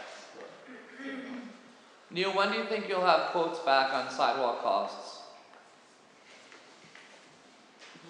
probably next month. You know, by the time I've got, I think 4 different contractors I'm gonna try to get quotes from. And when do decisions get confirmed for what you're doing, and when the contractors get notified this is a definite? I'd like to think I can know something by next month. Okay. You know, All right. because I really don't want to tear anything up on Main Street till after the morning. So, Right. Yeah. Right. Yeah, what's the situation of the road in front of the firehouse, where the red cone is, that a water main break or just bad pavement? That's just, for some reason, it's just where water's been set for years after years, and, you know, we gotta get everything patched in before Memorial Day, so, yeah, it's probably behind it, and it's coming soon. So you're gonna cold patch that before Memorial Day? No. We're gonna hot mix. You're gonna what? I'm sorry? Hot mix. Hot mix. Okay. You know, and I've been pretty good about spending usually from January on anyway, so. One little tiny silly thing, take you 3 minutes, right in front of Villari's next to the liquor store. And you have one of the old signposts spray painted right around it because it sticks up. Really not much of a text to that. The water department, but there's an old water stem or something coming out that sits about that far above, and it keeps tripping on it, and we probably should address that really quick. Is that It's water? got foil on it. I walk by it every day. What's that? Somebody put foil on Yeah, it. it's painted, but you I've got- yet to trip over Today I it. was watching when you're coming down with a walker, George, obviously So, I'm sure you can do Zoom payment Alright. or Kevin. If I could just say, I'm maybe Bobby on the sidewalks and some of those, I was just driving up Main Street the other day, there's a couple spots where there used to be a sidewalk store, and it looks like it's just dirt. You know, that's, it's an image problem too, right? It's not just a safety hazard, but that's our main drag. Yeah. It's an image issue too. It's a social media Oh, yeah. nightmare. Yeah. And believe me, I just sat there and let at most of the comments and Chuck, me, I love your reply. Well, no, we don't need to jump into social media Yeah, stuff. We're gonna move on quickly from that. Yeah, let's get some. Anything else? Every point for that. Anything else for Neil? Pretty good. Hearing none, looking for a motion to approve. Motion. Thank you. Any further discussion? All in favor? Aye. Opposed or abstentions? Carries. Highway Department is, report is done. Sewer reports. Well, Meg and I did tour Oh, the, yeah. We got a tour of them. we had a great tour of the sewer plant. Were you surprised how fascinating it was? I was. I've been to a couple of them. Okay. I actually do find I actually do find it kind of fascinating. It's a little bit different than some of the other ones that I've toured. So you know, Meg, maybe I'll forget some things here, or whatever. But there's a couple things that were brought up when we were over there talking to Kenny. One of them is that we may need to take a look at the emergency procurement process, and maybe we have a conversation with him. I think this goes for water as well. Goes for the water department as well. Yeah. So procurement, basically, in the climate, the market right now, getting parts that are consumable parts, like say a pump goes or a blower goes. We usually do 3 quotes. Not an emergency need. An emergency need, we can bypass that. Okay. We've had that before. Okay. So I guess that would solve it. Yeah, maybe we should. There were some specific points that he brought up that were, things go at 2 in the morning type of a thing that maybe we sort of down. So maybe he's unaware that we can't bypass it. Yeah, do me a favor. Can you request the procurement policy from Marie and maybe just CC Andy in so he can answer any questions on emergency stuff, and then you guys can get that to them and they can reach out, probably right to Andy, if that's all right, and just say, hey, if we have this type of need, how would that work? I'll send them to you in the morning. Thank you. Because I think about once a week I'm asking Andy about that policy. So sorry. I think it says that, it has to be approved by either the mayor or the Deputy department mayor. head. Or the department head, yeah. I thought it was, when I looked at the procurement policy, it said mayor and deputy mayor. I didn't see department head, but I could be wrong. For what? Emergency I purchase? had that with me last month. That's me and the mayor, the committee chair and the mayor, under 10,000. Under 10,000. 100, yeah. We went through it last week, right? I think it's Yeah. under 10,000. You can call me, But emergency, of course. And we told him, I mean, he's like, listen, this pump goes at midnight, I'm calling down to wherever. Oh yeah, it needs to be an emergency, yeah. It's literally, I take calls in the middle of the night, I'm like, No, even if it's not, say it's not an emergency and he has to bid something out, if he has trouble getting 3 bids, I mean, what? If it's an emergency situation, you bypass the bids. Okay, I was gonna say, yeah. Okay, so that would- But again, Andy will send us a little quick, he'll just basically copy and paste what he sent to me in the past and drop it off to you guys. Alright, anything else? Just that Speedy's discharge permit. I talked to Dave Engel on that because there's conversations between Dave Engel and Robert Flores of Delaware Engineering about the Speedy's permit. Because they said it was a substantial And fine. they talked today, and they're gonna talk again tomorrow with whichever person's working on the sewer, and they're gonna try to get That was that. supposed to be, it's coming on, but it needs to be done. Yes, it is, and I actually think I got an email on that, about an hour before this meeting, but I'll double check on that. No, it was from Delaware on a separate thing. No, it's right here. Yeah.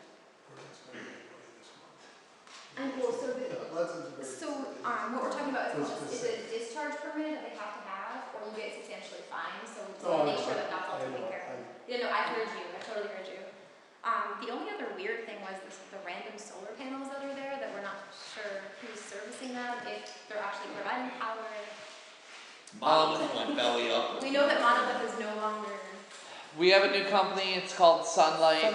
We also have questions, and that's something we're trying to figure out what is going on with that as well. So he's like, yeah, we don't really know. We got 2 emails from them today.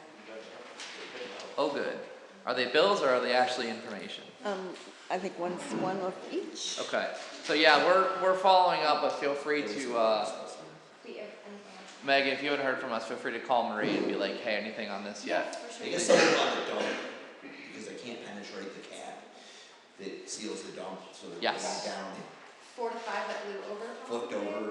Recently? Yeah, probably with that storm along the snap. They haven't fixed that yet?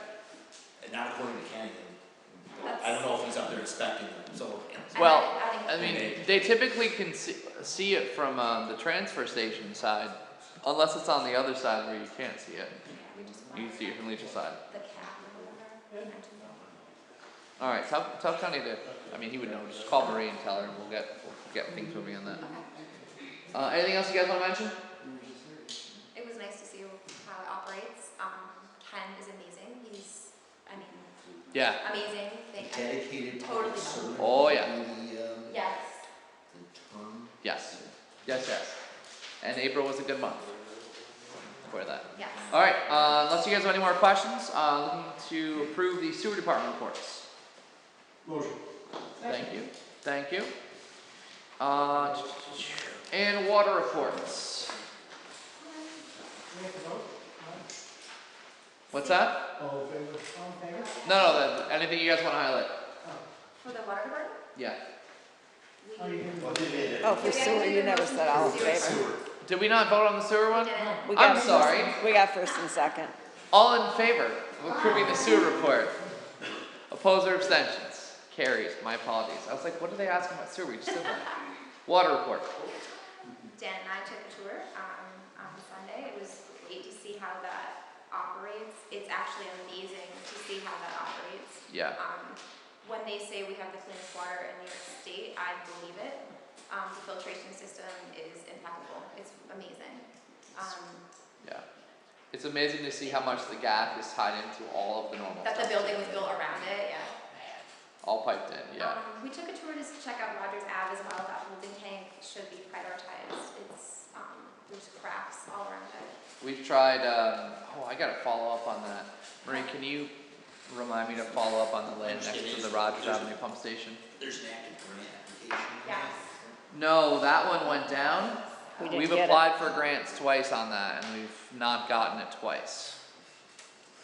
You just keep applying, or is it one of those deals after you've been turned down twice? No, we can keep applying, and there's more funds going out right now. Like right now, especially with not just funds from the state, which they're making more available, but also the federal governments.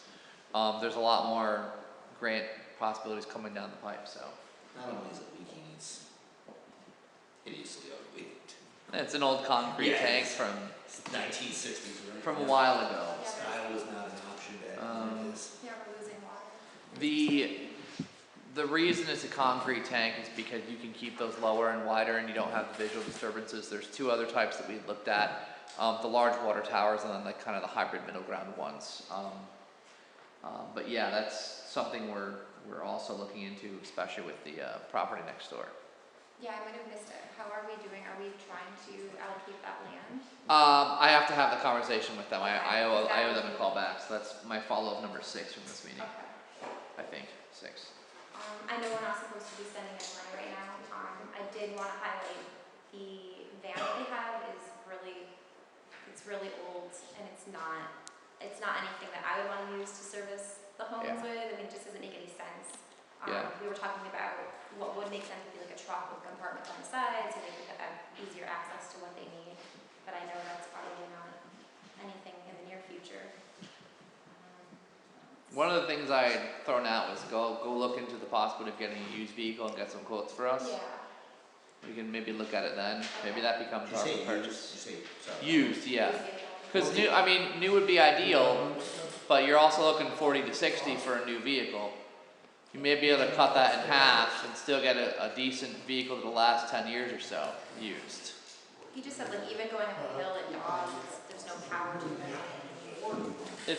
It's pretty awful. Yeah. I mean, if anybody wants to keep the rear out, sometimes these smaller fire departments have what we used to call Johnny Roy vehicles, and they're the rescue truck, and they're exactly what he's describing. You have a center section for equipment, and you have compartments on the side. And they sell those on Upstate Auto, we should go out and take a look at them. Yeah, it's Some not are much good. loaded, no mileage, sat in a heated garage for. Hey, if you guys wanna go down and get a couple, possibilities, quotes, bring it up to the water guys and us, do it please, that'd be great. Yeah, I bet you. That would be great. Anything else for water report? I mean, we need to look into the water main issues. We talked about, we don't know who's responsible for replacing them. We know that they're gonna start going, so that's something that we should. Yeah, That's already got on the list. Yeah. I would say we don't need to answer to that soon, because as they start going, if we find out we're responsible, we'll be cutting a lot of checks back to people. Yeah. Or people, if they are responsible, you know, and is it one of those deals where we can get a better rate from somebody if they know they have a contract to do the whole village or continuous work? Or? I mean, possibly it would depend on how that would work. Gotcha.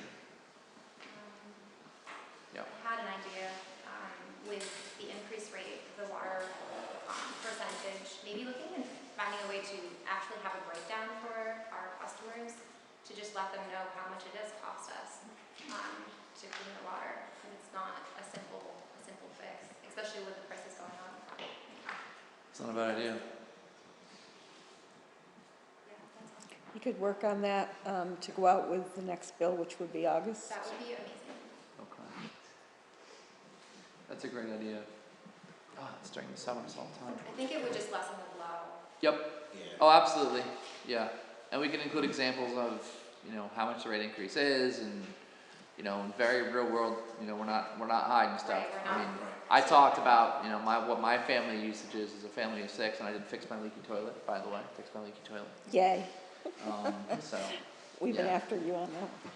Yeah, well, I saw the bill and I was like, oh, I'm gonna fix that now. Okay, any other questions on the water report? Looking for a motion to approve it? Motion? Thank you, Deb, thank you, Bobby. Let's actually vote on it this time. All in favor? Aye. Opposed or abstentions? All right, minutes, April 12th, regular meeting minutes. Anything you guys want to bring up? Hearing none, looking for a motion to approve. I'll make it. Yeah. All right, and from you two again. Any discussion on that?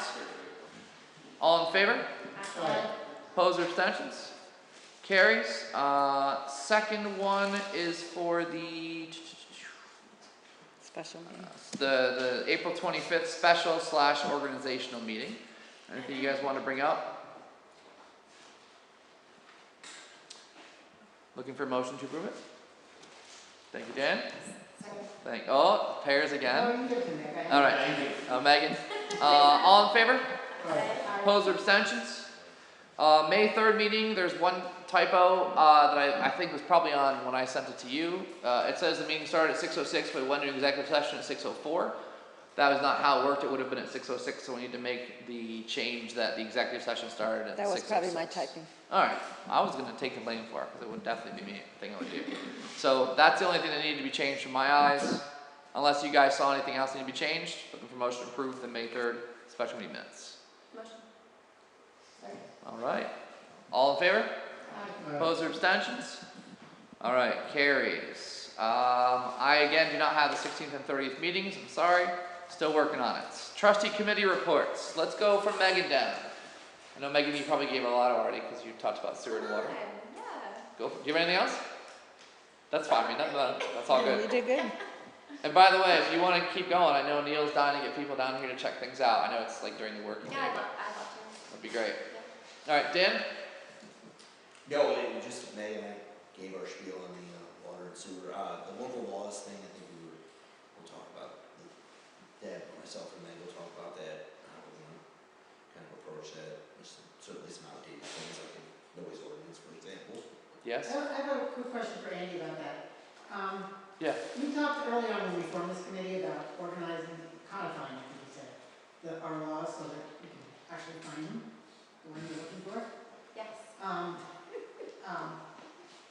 Is that something we can just organize ourselves, or is that something that we have to pay someone who's an expert to do? Right. Because, Generally, it's done by a service that will put together your code, taking all of your local laws, organizing them, and producing a code book for the village, which you have right now. My post-it notes are working. And Mark, is the E-code thing that we have that people can go, is that all of our code together in one spot, or is that a separate thing? My understanding is just it's the most recent zoning code that you guys did. went to eco. That was right before I hopped on. Yeah, so eco process, we just finished it last month in the town. How long did it take you guys? It was a lengthy process, it was probably 10 months to a year. Who'd you guys use to lead you?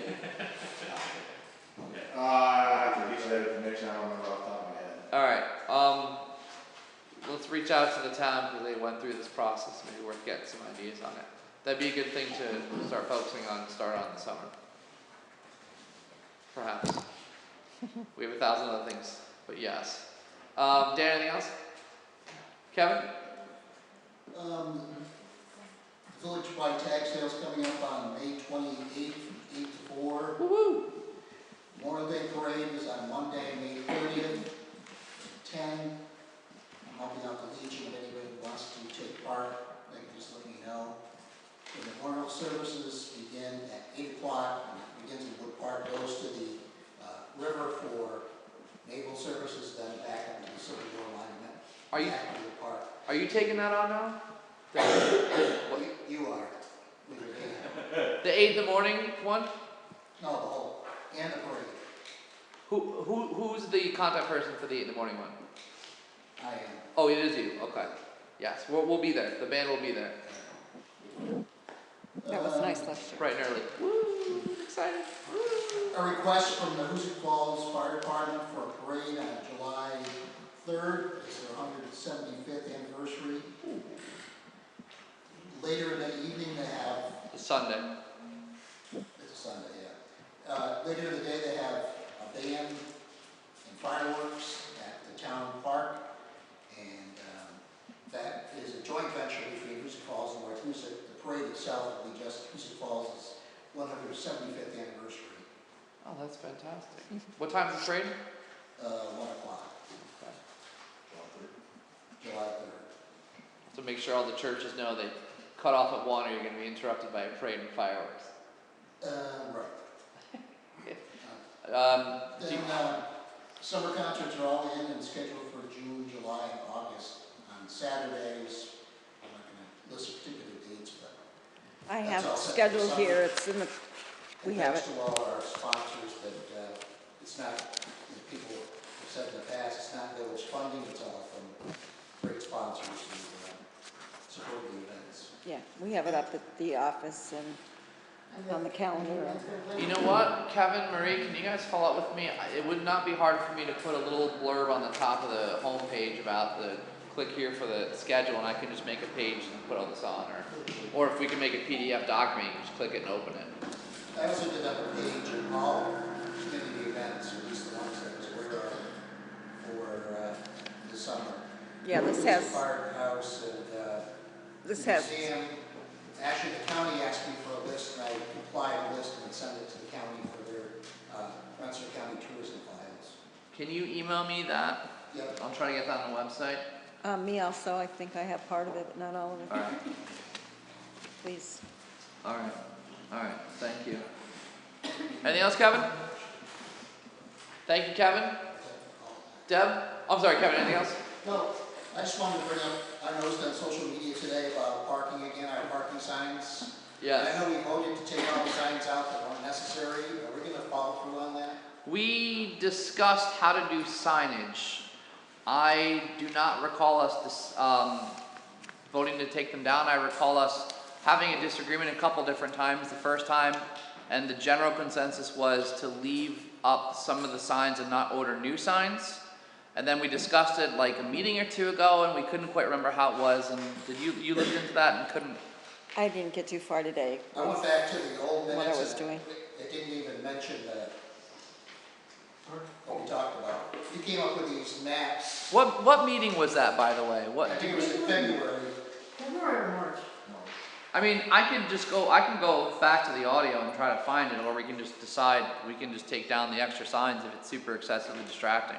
My recollection was that the signs closest to the bank, which was, you had marked at 7, 8, 9, 10, 11, 12, 13, 14, 15, 16, 17, and 19 would be 2-hour parking, and then the weekdays, and then overnight parking would go away.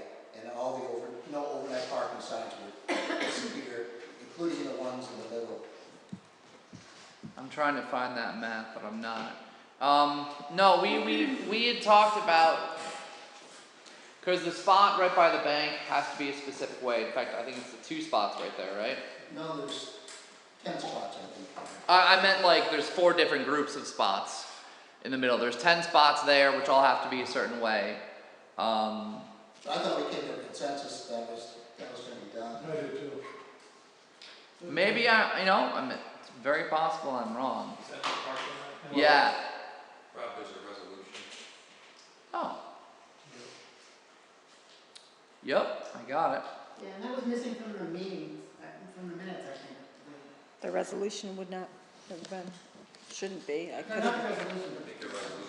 So we just But take the question is not what we decided. The question is how are we signing it? Because we disagreed on how to sign it. So as an example, there's one particular spot that was no overnight parking 10 p.m. to 7 a.m. We took that sign off and put up the existing sign that we had that said overnight parking 10 to 7. So now there's a sign that says parking 7 a.m. to 10 p.m. and then overnight parking 10 p.m. to 7 a.m. Can we just get rid of those, because that is ridiculous. 7 to 10, 10 to 7, we can have 2 wasted pieces of metal for it. Can we just take I those understand down they already exist. until Kevin gets his study, he's gonna get the study, we can play for that art. Because, I mean, if nothing else, it looks ridiculous. And you might have one sign that says, parking all the time. But to me, let's get rid of them. And take them down, like Bobby Ryan said today in the email, let's just take them down. Kevin's already got the route to go for a study. And for now, take them down until we figure out what we're gonna do. I mean, keep the other ones for the bank, but just the ones in the middle that say, parking 7 a.m. to 10 p.m. and then underneath it, 10 p.m. to 7 a.m. And that would be not those ones. This is the lot that's staying the same. It's the 2-hour parking overnight. Stay the same. This area here had both the parking 7 a.m. to 10 p.m. and no overnight parking. We left the parking and added the overnight parking 10 p.m. to 7 a.m. so people understood that it is now okay. It makes it more confusing. Get rid of the signs. So just have no signs here at all? Yep. Yes. Are we taking the pole that's in the ground out of the ground too? I don't care. Yes. I wouldn't. It's just so I mean, redundant. because eventually we probably will have signs. I mean, but So do we want to, so take the signs off and just have no signs on a pole? Or just, I mean, Take the poles up too, Brad. People are going over. take them up. Is it hard to take out the poles? No, Is take it- it back up. Is it hard to put the poles back in? What are the signs that have? Do you have any signs that say parking anytime? Instead of 2 signs that say parking anytime? That makes it Why did I easier. put out? Oh my goodness. It would, because otherwise you have to rip up the sign, the pole. Is it just those? Put them back in and waste the money. What's that? Just that strip by the bank? No, it's the next strip over. Next strip over. The strip by the bank stays the same. No, it's all day. We basically took out the no overnight parking and made it overnight parking. Put anything And on. because we had signs, It's an embarrassment. we have signs over here that say overnight parking 10 p.m. to 7 a.m. And we have signs over here and over here that say overnight parking 10 p.m. to 7 a.m. We decided to just add another one right there so everyone knew it was So is there any continuous. spots that are not overnight parking? Yes, they're right here and it says it already. Okay, so why don't we just put a sign as you drive into the parking lot that says overnight parking permitted unless otherwise noted, and just put a sign on the ones that are, just the ones that are designated 2-hour parking must otherwise noted overnight, and then I put something else to say unregistered vehicles not permitted. Because the signs cost money. No, I know, but I mean, people are complaining that there's too many signs. That just looks ridiculous. Yeah, you It's use like signs Mickey already Mouse. had. Can we put those signs up? So do you guys want, Signs already had, or did you make it? Bobby? We had extras on it. Bobby, Kevin, do you guys want the other signs that are up against the wall here?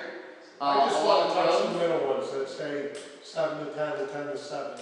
So just this one right here, but leave this one up here, and this one up here, and this one up over here.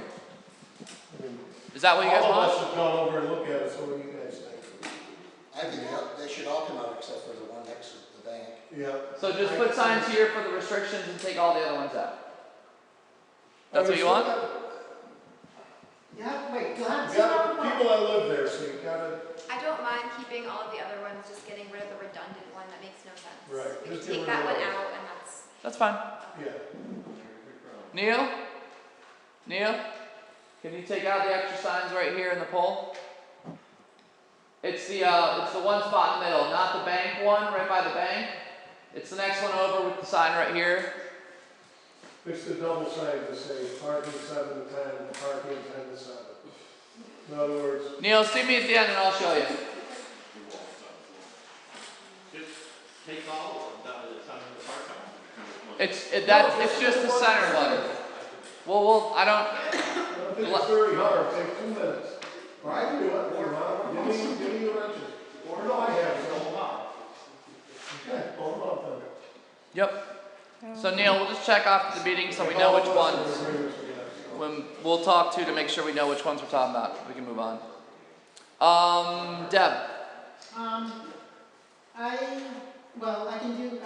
met with Neil and Mr. Preble this morning, so you want me to say that for the transfer station? Or you want to say that? We can, it's fine either way. Next.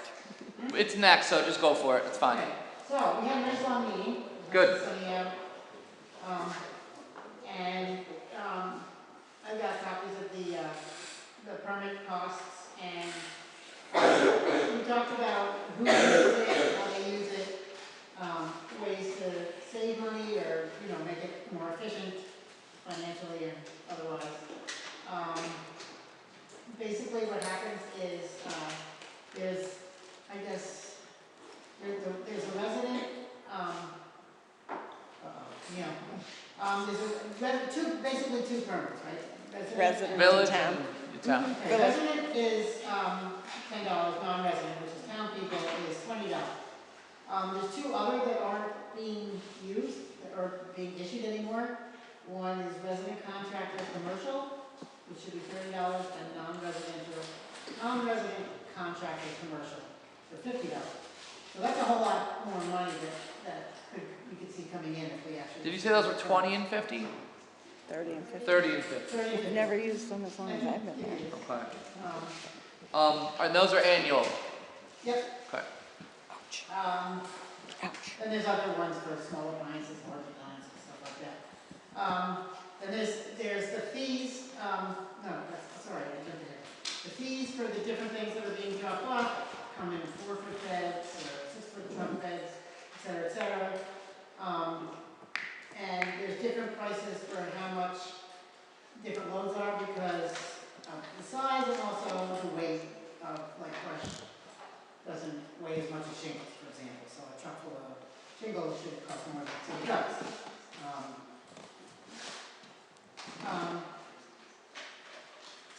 And we don't have scale.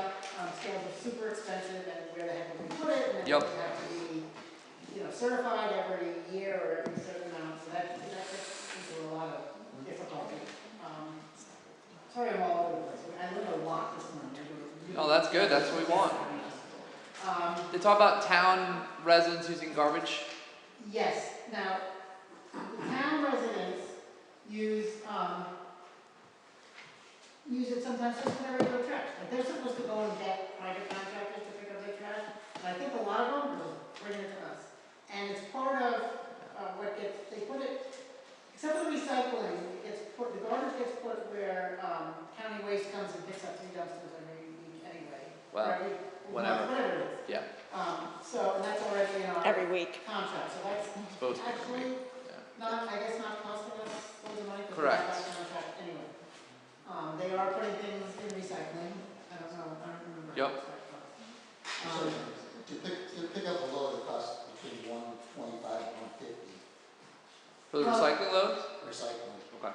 Okay. The big things they have there, the big boxes are the huge ones. Those are $250 every time they take them away. Like every other week, Neil? That's what we're told, yeah. So that's $250 every time they take those. So if people outside the village are using it, it's costing us money even though they have a permit.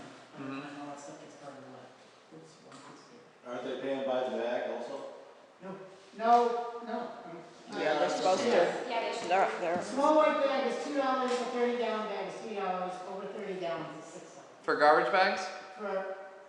Yes, if you bring a Okay. small white bag. So they are paying per bag? Yeah. Okay. Just like everybody pays for whatever they're talking about. Okay. And one of the more important things, a couple of things. One is that sometimes people come in without permits and they say to Chuck, well, I can't get to the village office when it's open, so how can I get a permit? no, he should though. He should not be selling. He shouldn't be selling. Should not. Or should be. He should be. Okay. Certainly. He doesn't normally sell them? He does not. No, he says that. He has. On days when he's really busy, like Saturdays, the line would get back out all the way back to 22. I'll revisit that with Marie. I'll see what the process is. There may be a way to streamline that. Make it a little faster. It also could be a thing. Yeah, let's talk about that. So anyway, Let's talk about he they suggested a couple of ideas which we can talk about to fix that up. We talked about ways to revamp the whole place to make it so you can back your car up or your truck and just put the stuff in the way other transportations have it done. You can dump it down, you know, that sort of stuff. I'll make it look a little neater and cleaner. I'm sure it's not happening this year, but it's something we can start to think about if we want to. He suggested that some of us visit Cambridge and Berlin and Steventown transfer stations. If you're in the other end of the county, Nassau, Village of Nassau has a really nice one. Who's wanted to visit? Randomly. Really nice I know that, but here we go. I lived there for a year. So, Neil thought maybe, I know, a lot of this has to do with our Swana too, or Swana Wood Sea. They do the permitting village, the permitting paperwork for the village and the DEC, because I guess the DEC oversees that whole thing. And Neil thought we should look at what the DEC permit says, because that might be supposed to be for village owned. I don't know. Oh. So I didn't get a chance to follow through with Okay. that today. Because I'm also dealing with mortgages. Deb, if I could this is all great stuff, and I'm in no way downplaying it. I'm so thrilled that you're going to this.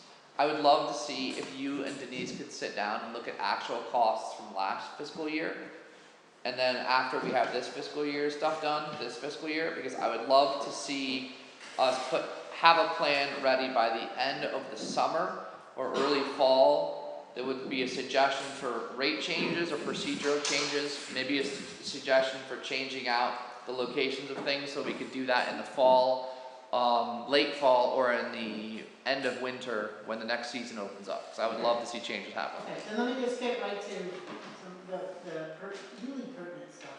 Yep.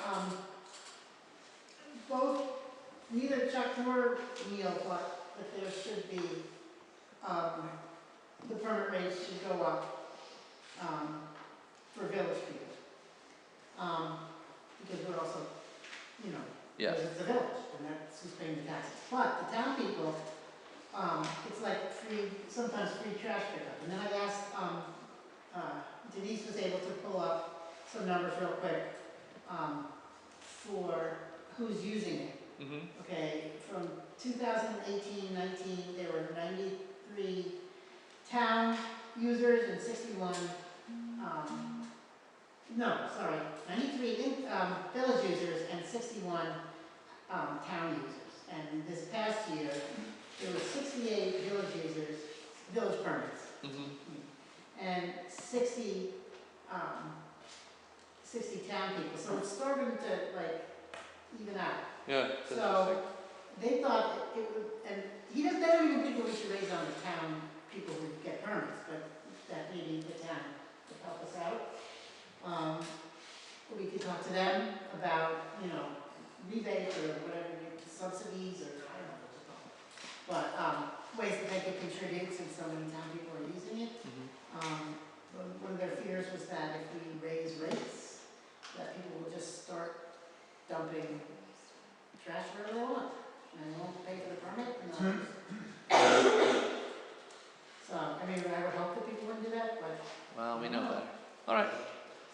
great stuff, Deb. Awesome. Anything else?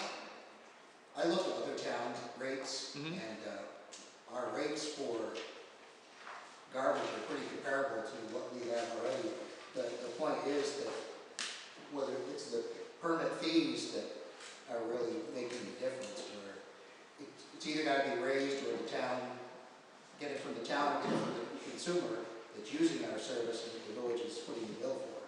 Yeah, because just like we talked about with the water, it should be able to pay for itself, and it hasn't been for a while. Right. Great. So, you want me to make an appointment with them over there? Or town board member, absolutely, whatever you go on it, absolutely, it's great. Thank you, Deb. Bob? I already talked a little bit about finance. I'm gonna meet with Paul even after before, and I was looking into the dog control. Do we have a problem getting a hold of Nancy? Because she lives in Casa Union, so I'm not gonna get into that, but I think that I know from some of my experiences that she was nowhere to be found. That don't bother me. Anyways, that's one thing. Wasn't there, Another thing, what's that? didn't Bobby also say that we're keeping the dogs longer than we're required to pay? Yeah, I looked at one bill, and it was some days that we kept the dog. But I wanna talk to Paul a little bit about that, and I will, about you had a couple dog events, if you will, on the report. I just wanna look into, is that good for the village, having someone that far away, and how much are you guys handling that load? And, I'll talk to you about that. I'll talk to you too, because I've done some looking into things like that, and I do have to, when I have that meeting with our dog attorney, I will get back to you and fill you in on that. Okay, as well. Spent a considerable amount of time trying to ease some frustration with Doug Sauer, Trish Bloomer, Jason Magnus about the police review board. And when it comes time to it, I would like to make a motion to name those people to the police review board. They're out in limbo, and they're getting very frustrated. When I see we're naming some other people, zoning and planning board. What's the deal? How, we gotta get this going. I know we talked about it, and they've done it before, so. They're very frustrated, very much. Understood, it's a frustrating time, Yeah. a lot of limbo. How hard would it be for us to do that, like today? I mean, it's not. I have to go back and look at what the requirements were, and the process, how that is, but I personally don't want to move on that right this moment, in this time frame. We can talk further, in executive, as it would tap into that sort of area, but I hear that, They've and reached out to me and they're getting frustrated. Can we make a resolution or pass a motion or something to say, we'll do the research from now till the next meeting and then we'll go vote on it next meeting? we just have to decide to do it and stay on it and be ready to do it. I know, it's a problem for us. Yeah. Maybe we could- Well, that's why we're spreading the load right now. That's why we're getting everybody involved in things, so. To share the load. What's that? What do we have to look into? We have to look into the resolution that we did to pass it and how we have to appoint people, because it was laid out in that.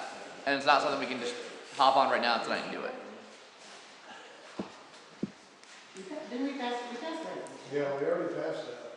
Right, but it laid out how the appointments work and that sort of thing. Anything else, Bobby? No. All Just right. wanted to get that done today. It's frustrating for all of us, because I gotta deal with it. I just forgot something because I got so wound up in my. Go for it. And then we'll go back to Dan. I want to also resolve the trees in Wood Park situation, like which ones are coming down, which ones aren't coming down, who's taking them down, because that's all being juggled up there too. Is Neil still in here? Nope, just left. I'll get him back here. I know, but do they need to come down? I was looking at them. I didn't see anything wrong with them. Now, some of them, there are some that do. I know Mary Ann is not a tree expert, and she's been really the one pushing this. Yeah, take it up now. Are they dead? They don't look. They don't look dead to me. There are trees that they've already decided are coming down. Right, 3 or 6. I'll get to Neil when he comes back. Well, I don't think Neil's all into it, but I think we should really be judicious in those trees we're taking down. I don't want to. The field. No, yeah, they've talked quite a bit about that. There were actually trees that they wanted to take down a couple of years ago. They didn't. I think it's the same trees. Kevin, how many trees did you see? The three that we brought out were, two in the main park by the gazebo, and the one tree that Marion had funding for reclamation of that, water runoff from Wood Park Apartments, where they had $5,000 to do something with that little corner there. And that was the only three that were suggested. Actually, the county came and trimmed some of those trees that, was that 3 years ago when we did that? And they're still dying, the two trees. Which ones were we looking at, Kevin? Wood Park Lane, right, there's you can. This guy right here? No, it's up, there's one right there. Yeah, This one? Correct. And then where were the other two? The other one is on the other side of the road, next to Wood Park Lane.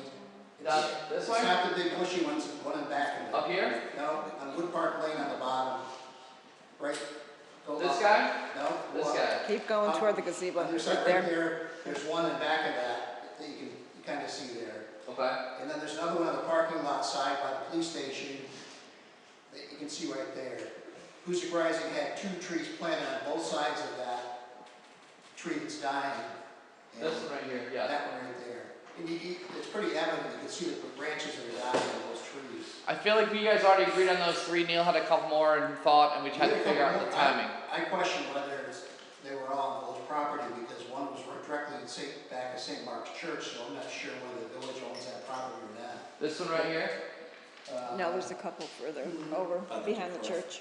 Oh, over There's a here. couple Yeah. by the Creft monument and that one there. Alright, let me follow up. I mean, if you want to, we can spend money and hire arborists to come and inspect the trees before we take them down. I'll get, no.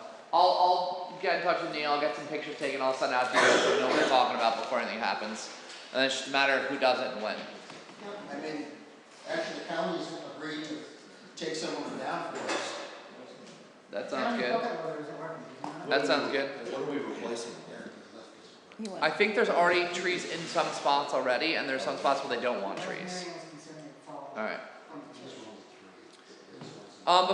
Yeah, So Neil and I did talk on the trees. great. So the county does not have a boom truck right at this point, so we got to come down from the ground. So if it's not possible for them to fall from the ground, it can't be done right at this point. But, Right, yeah. Marion was concerned that some of them, one of them was near Jose The statue over here. And one could fall into the church. That's definitely a concern. Yeah. Those are the ones that Neil marked, those aren't the ones that we. You want the two behind the police station. You're talking about this one here is a priority, this one I think right here, Yeah, and then one over here. it's in back of that big bushy one there. Alright. Yeah, well, So when Neil says it's time to go, we'll get something to happen, but it's his ballpark, we're just helping. okay. Thank you. That's right. I'll get some more specifics. Before we do the police report, it's been 2 hours, so I'm okay to let the students go. If students, you guys want to sign papers, unless you want to stay, more than welcome. Can I go? My student. This is supposed to be a quick meeting. Yeah. I told you. There you go.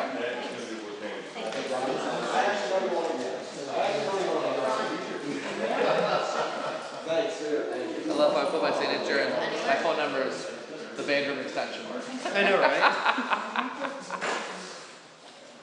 Hey, Paul, when you do the report, you don't have to read all through, I was saying, like, don't read it all. Remember what you said last month? If we have questions, we The can, police were really busy this month, case closed.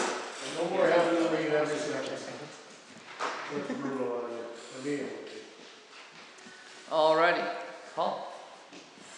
I know that the crowd is thin. I'm sorry about that if you're hoping for the full crowd. I know, the only one question I have, Paul, What do you think that's fair, guys? We just Oh, ask, rather than him having to read everything? Yeah, I'm Paul. I gave him the quick explanation of why we have more calls. We're going to get calls a different system. Sorry, yeah, go for it. So, outside the village 20 times. Well, the animal complaints, that wouldn't fall into those, I guess, so. All those wanted, I'm sure they are, and just, I know burglar alarm, you probably have no choice but to get there. Are all these basically when we're the closest police car? Yeah, normally well, it's not even really so much where it's closest, it could be, but if there's no other state trooper or sheriff unit available or up in the area, yeah, that's when we usually get called to go outside. Yeah. Same way that they'll come and either back up things here, or if we don't have officers, they come up and cover those calls. So I see noise complaints on here. Would that, if they call these people here, I forgot their last name. Noise complaint. I know there's no, can you just respond? Basically say nothing but stuff.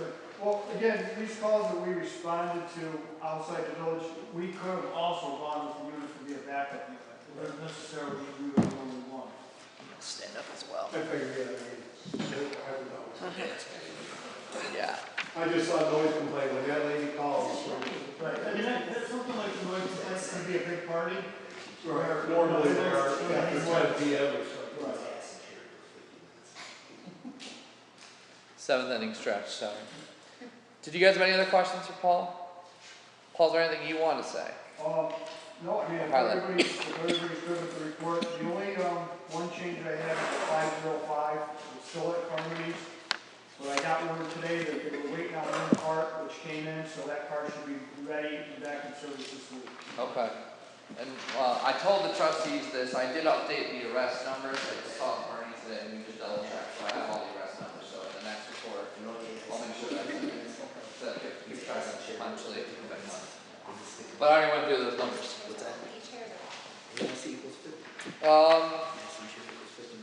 Unless you guys have other questions, I'll look for motion to approve the police report. I'll make that. All right. Further discussion? All in favor? Opposed or abstentions? Jeez, Paul, sorry, rushed back. All I had to say was like, hi, it's me, I'm done. All right. Sorry. That wasn't it. I know, Kevin. Sir Robbins. All right. Thank you, Paul. Okay, we've already discussed the old business. I think at this point, since things are in motion and you've already started on it, thank you. I think we can take this off of old business and wait for you to come forward with the next reports or the next plans or the next thoughts on how to change rates. Is that fine by me? Can I just ask you a quick question? Sure. Charlie saying that he can't do the permits over there, is that something we can like put the form on the website and then they can just mail it to the village office? So there's no, this, oh, I can't get over there 9 to 5. Well, we're running the websites on it. I think 58-cent stamp on it. Charlie had a concern back when COVID was going on because the only way to fill out things would be to go in the little tiny building with no ventilation with them. I don't know what the historic policy has been for many years. I just go down It's and been get there, it's been in the office, Does it's the been town there office before. sell, permits? Yeah. It's always through the village office. Why couldn't we have Holly sell them? They're open on Saturday mornings, I think. Markland's, Holly. I don't know why he can't sell them Once a there. month or? What's that? I think he should be able to sell them there. I think you should. I think so. I think I want to talk and figure out why it shouldn't be a hard ask to do it. But I got to talk to him and see about how the management piece works for it. Actually, I think at one time the town did sell those permits. They garbage stickers and that kind of thing, probably back when they were, Way back. I'm pretty sure. It's gotta be going back a long time, I don't remember. Yeah. Okay. No business. Yeah. Moses was town supervisor. Before my time. All right. So I don't think we need to table it. I think we just don't act on it now, but we know things are in motion and we're waiting for it so I can remove it off of old business since Deb has taken it on, so thank you. All right. Woodsbrook Drainage Improvement Grant for the town of Hoosick. I sent this out earlier. We talked about it earlier. This is not the file. We got this email that I sent to you guys from B&L that talked about the pay app and the change order. The change order 3 was for $25,500, was reviewed by Jeff, Mark, and the county. Covers the 2 primary items. And then the pay app is the B&L recommending the payment of $271,000 for work completed through last February. We anticipate 1 final pay app for the remaining work and retainage reduction.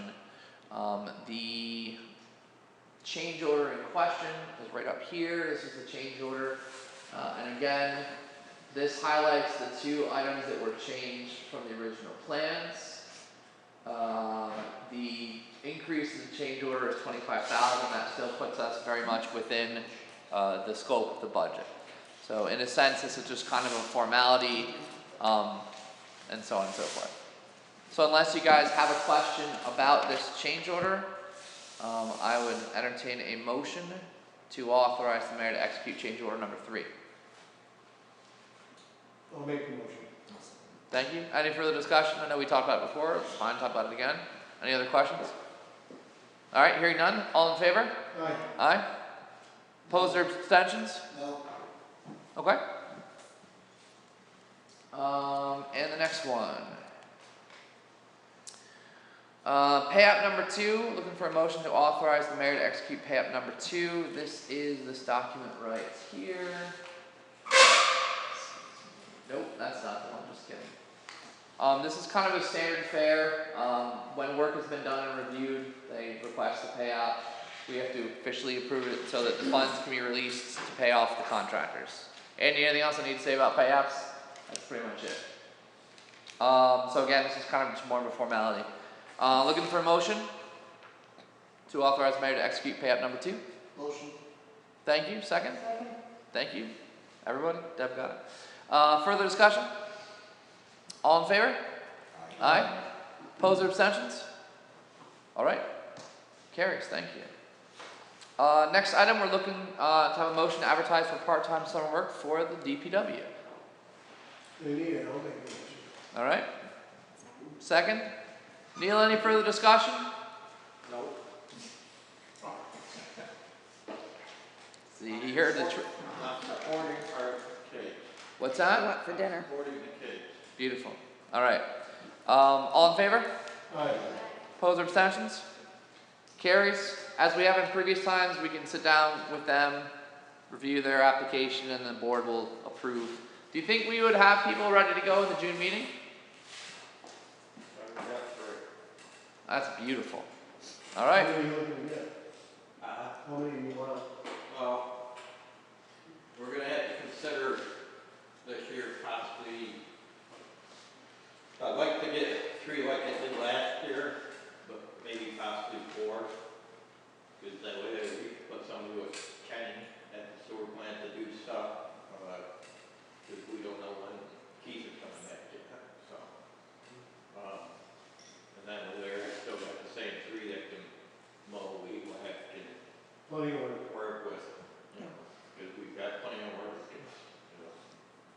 And I believe the town is supposed to be advertising for kids too, so. We'll beat them to the punch. We're much more fun. Come to our meetings, they're way longer. Couldn't be more fun. Yeah, Mark's was really late last night. If there's any shifting in duties, give me a holler first before that happens, because we gotta check all various contracts and such. But yeah, okay. We did the motion. Did we vote on it? Yeah. Okay, so we're all good. Okay, thank you. I can't remember. So this was a formality that we talked about. We had discussed this in the last meeting when we did the computer purchase. We decided to give the, go ahead, do it, but we never specifically said that we could find in the record that we were going to have them as ARPA funds. We discussed it, but we didn't have that as an official motion. So we double checked with Andy, and I put on the agenda, I'm looking for a motion to use $7,500 of the ARPA funds for the purchase of new office computers, with these funds being taken as a standard allowance under the ARPA rules. And then I just put a note, this motion is to confirm and clarify the use of funds that were decided upon in the April regular meeting. So this is just kind of to clarify and codify it, especially for purposes of following rules and auditing and so on and so forth. You already have it. We've already done it. We already moved it to do the purchase. We just Official. specifying it for ARPA funds. I'll make that motion. All right, thank you. Need a second? Second. Thank you. Further discussion? All in favor? Aye. Aye? Can I just ask a question? Oh, yeah, All discussion. with computers? Sorry, laptops, did you got a bunch of laptops during COVID to make it? Office, yeah, our 3 office staff each have a laptop for working at home. And are those back in the office or they're still at home? Or? No, that's a separate thing that they can use at home. They can Still work pipe from in, home yeah. with it all the time. Yeah. Denise does and I do. Okay. Yeah. So just for the record, all in favor again? Aye. Aye. Opposed or abstentions? Alright, carries, thank you. I have a couple names I would like to appoint to the zoning board, and I think I may have a couple more names next meeting, so I think Marianne has a couple names as well. But I'm looking for a motion to approve the mayor's appointment of Megan Albert to the zoning board. Motion. Need I'll a second that. second, further discussion? All in favor? Aye. A question came up that our zoning and planning board aren't properly trained. We are aware and looking into that, and one of the things that we've been talking about was not just getting them paid for what they do, because that's something we added in a year or two ago, but making sure they have all the training. So Andy and I are already on that to figure out what we need to do. Yeah, because I think a lot of times, the meetings that I've been to, people seem to vote with their heart rather than what our laws are. And that's a easy thing to fix and empower them with the right information. So I think that's something we have to work on fast because. okay. All right. So we just finished discussion. All in favor of this one? This is from Megan Albert from the zoning board. Aye. Aye. Opposed or abstentions? Carries. And then I'm looking for a motion to approve the mayor's appointment of Larry Watts to the planning board. I'll make it. Thank you. Second. Thank you. Further discussion? Hearing none, all in favor? Aye. Opposed or abstentions? Carries. Thank you. And what's that? I always miss your cues, I'm sorry. That's fine. I just want to put it out there that we still need one more person for each board. We so do. if you know anybody, or if you Yep. know us, Can board members be on? I need your signatures. No. Yes. Sure, and I have another thing I need to sign. Okay. I'm looking, so I have a resolution, let me get through this first, then I'll do that. Yep. Resolution authorizing the levy of unpaid water, sewer, and refuse collection charges. Nope, that one. Resolution authorizing levy of unpaid water, sewer, and refuse charges. Whereas statements list out how the bills work, abstract. Whereas the Board of Trustees seeks to have the amount of such unpaid water, sewer, and refuse collection bills with all applicable penalties levied upon the real property of such owners of real property corresponding with such delinquent bills. Now therefore be it resolved by the Board of Trustees of the Village of Hoosick Falls in regular session duly convened as follows. 1. The Board of Trustees of the Village of Hoosick Falls hereby directs that all unpaid water, sewer, and refuse collection charges, as set forth in the abstract attached hereto, including all applicable penalties, be levied upon the real property of such owners, as set forth on the attached abstract, and hereby further directs village treasurer and/or village clerk to transmit such abstract to the County of Rensselaer in connection with the preparation of real property tax bills for the Village of Hoosick Falls for the fiscal year 22-23. Or in the event such transmission to the County of Rensselaer has been completed, this resolution shall be deemed to a retroactive effect of the date thereof. Can I throw a wrench in there real quick? I don't know. Can we throw a wrench in there? We also are collecting the unpaid service fees, Andy and Denise. We did that very late as I walked out of the building, that we might want to adjust this before I do the official resolution. So that where we're saying refuge collection charges, it'll also say unpaid service fees. We can certainly add that. Okay, but we can still go ahead and pass it. I just need to add that. Now that it's been raised, I would suggest on your draft, just write that in. Okay. You've got it in Word format. Make that change tomorrow, and you Okay. can go ahead and vote tonight. Perfect. Okay. Thank you. Thank you, Andy. So you need someone to formally offer the resolution and second it. Thank you. Thank you. Further discussion? Standard practice for a lot of new trustees who are like, what's going on? This is standard practice, how we get to where we get to with the re-levy. All right. Hearing no other discussion, we'll do a roll call vote. Trustee Shetting? Aye. Trustee O'Malley? Yes. Trustee Decker? Aye. Trustee Alter? Yep. Trustee Walry? Yes. Deputy Mayor Ryan is absent, and Mayor Allen. Yes. Okay, approved, thank you. All right, thank you. Can I bring up one more thing on the written business? Absolutely, that's the question I have right there. Anything else on the board? We've been talking probably over 6 months now about the Catania property and the cave-in of the sidewalk and the metal plate that's been on there that seems to be worsening. It's a public safety issue. Yeah. Can I make a motion that we proceed with that project, taking 44 Classic and 54 and 44 Classic Street? Proceed through eminent domain. Correct. Andy, what do we have to do to make that first step? The process generally is determining what exactly you want to take.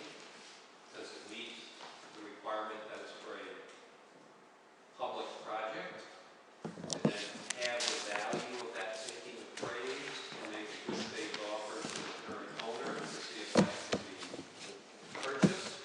And if that is either ignored or rejected, then you move forward with formal condemnation proceedings, litigation.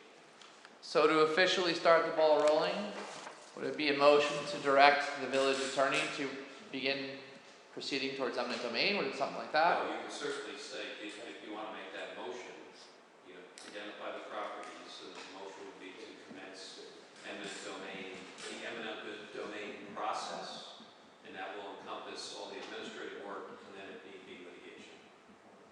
I reached out to a property appraiser that lives locally. She was going to look into a ballpark figure of what the property would be worth.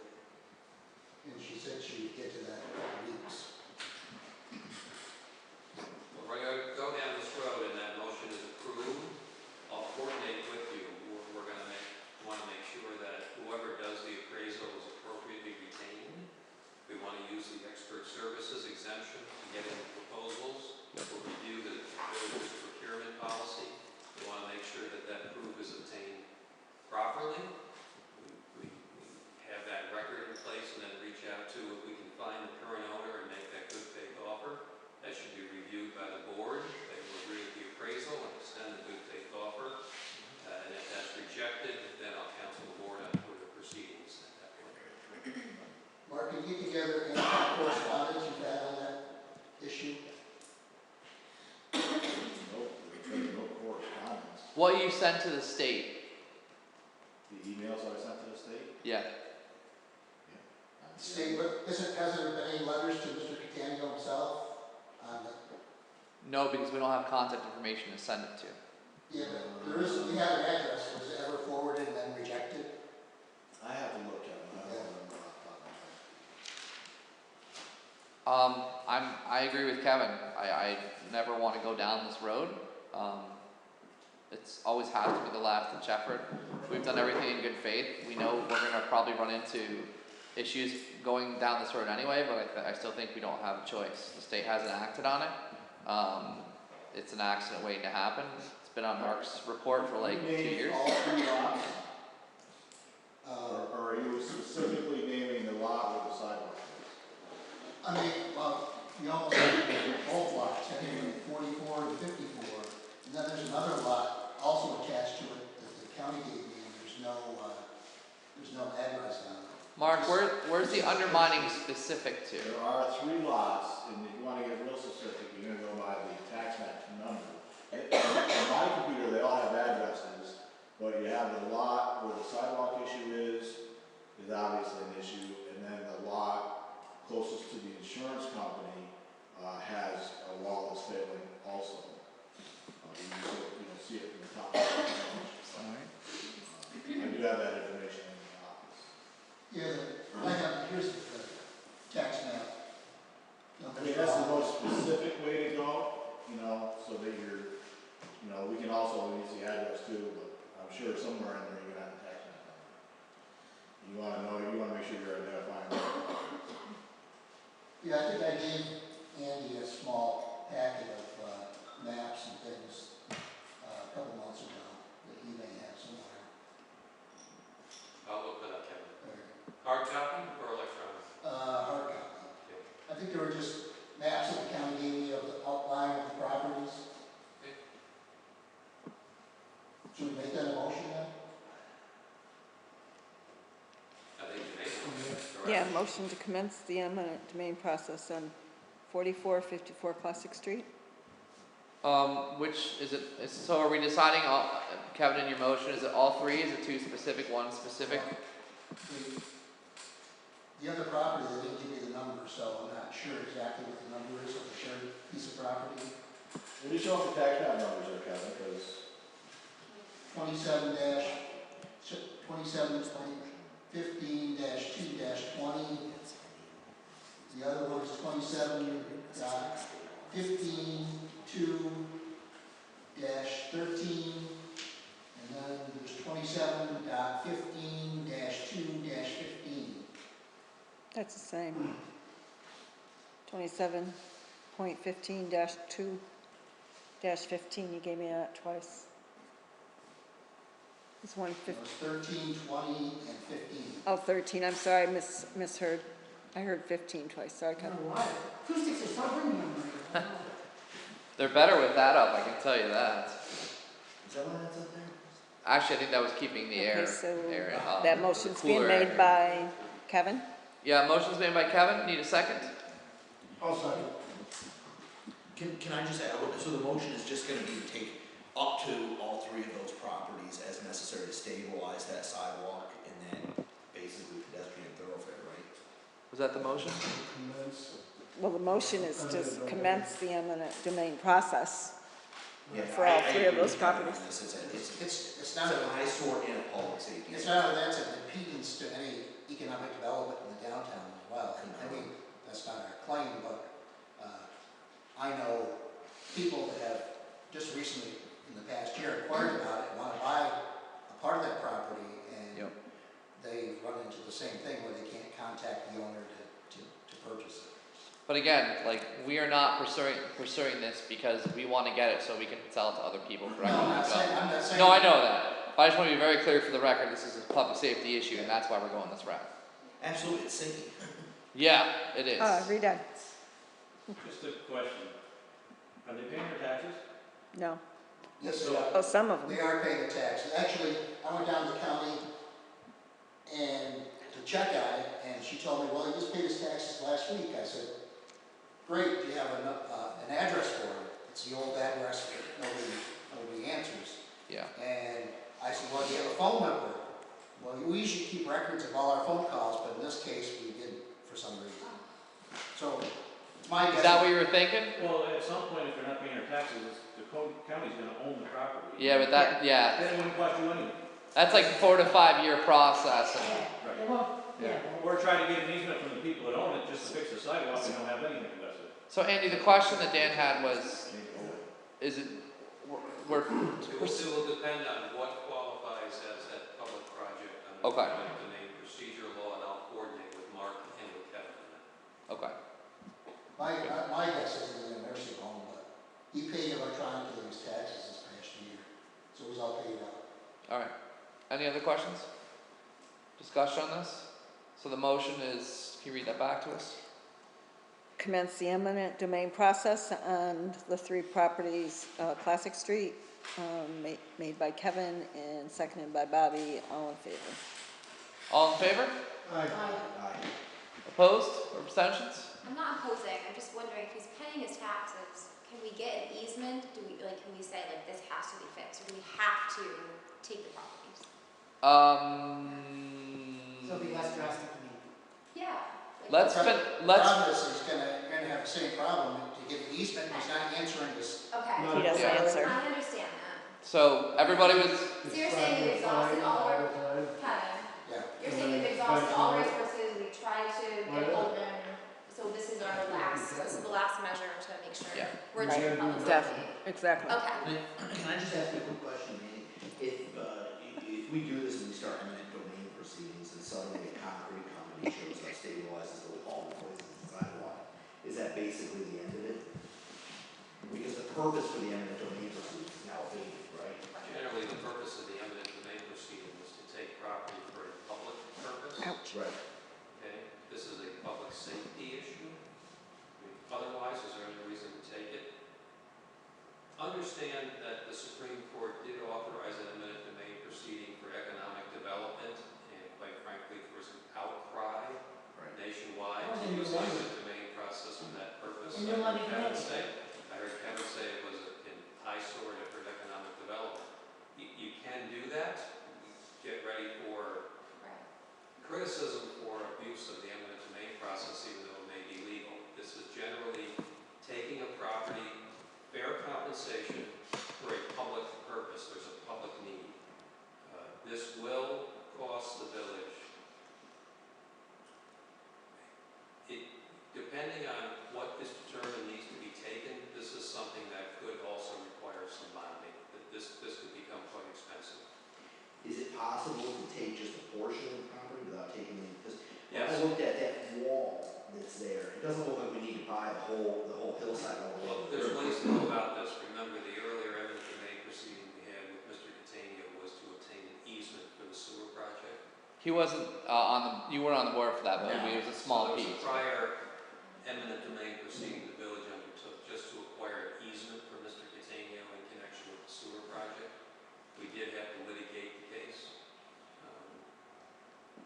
Here, this is what I want to coordinate with Mark and take a look at the property and coordinate with Kevin to see exactly the extent of the taking that would be required to determine what the extent of the eminent domain taking would be.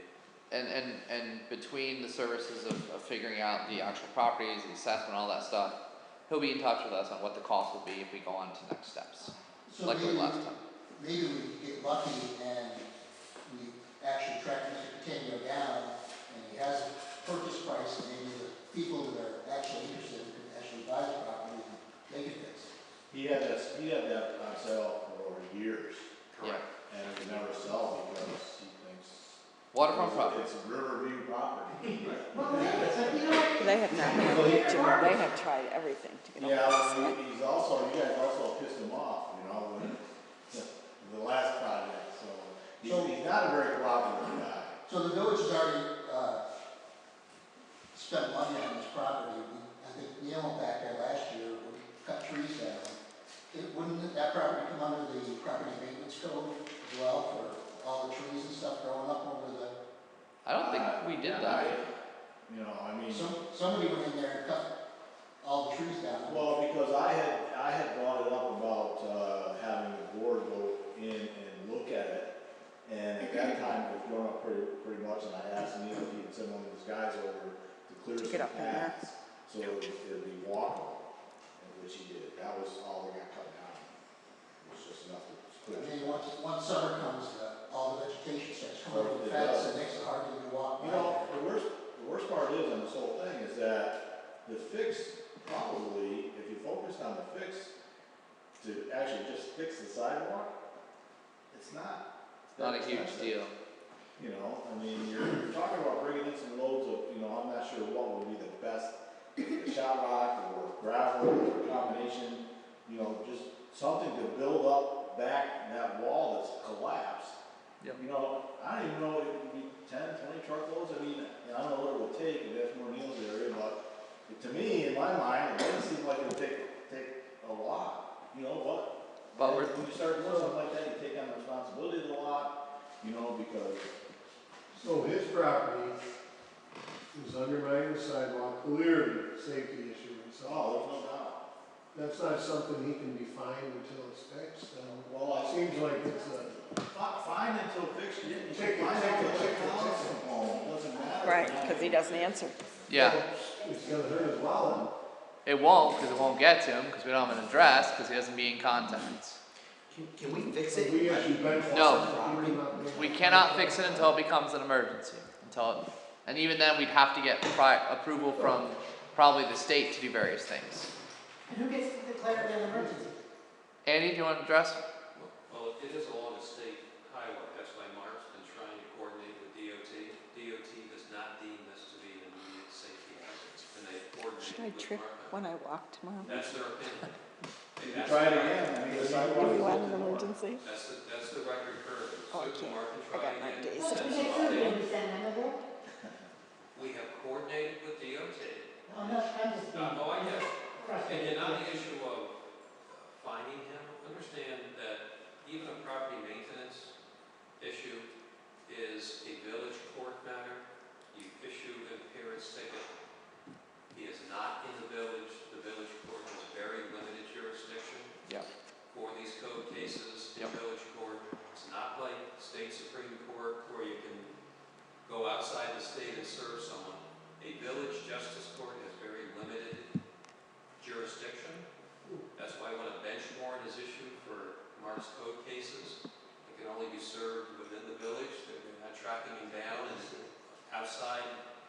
in the village, Move that's outside the of part of the it. baseline, right? There's limited jurisdiction.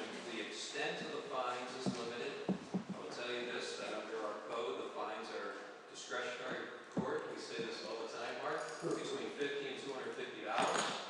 It may seem like a lot of money to folks that are ignoring their property. It's not, because they're going to ignore that as well. Yeah. The only way to keep going after them is to reissue appearance tickets. One does not continue. You literally got to go through the administrative process of reissuing another appearance ticket, serving them and getting them into village court for another fine. Second and subsequent fines can be considered by the court and what monetary penalty. And the village court only has the ability to issue a fine. It has no what's called injunctive relief. They can't force someone to do something with their property. In order to get that relief, you've got to go into state Supreme Court and ask for what's called mandatory injunctive relief. You've done that before in a particular code case where an electrical cord was extended into a home and it was an immediate safety issue. Yep. We were at state Supreme Court with Judge McGrath on that case with Mark, and we did get that injunctive relief, but that's a separate undertaking. To force someone to get that kind of relief, to require someone to physically do something on their property. In that case, we got the injunction prohibiting the extension cord from being used for power. But when you're in village court, the remedy is limited to a fine. And Yeah. our experience has been the court does seem to be a little reluctant to go on the high end of the fine.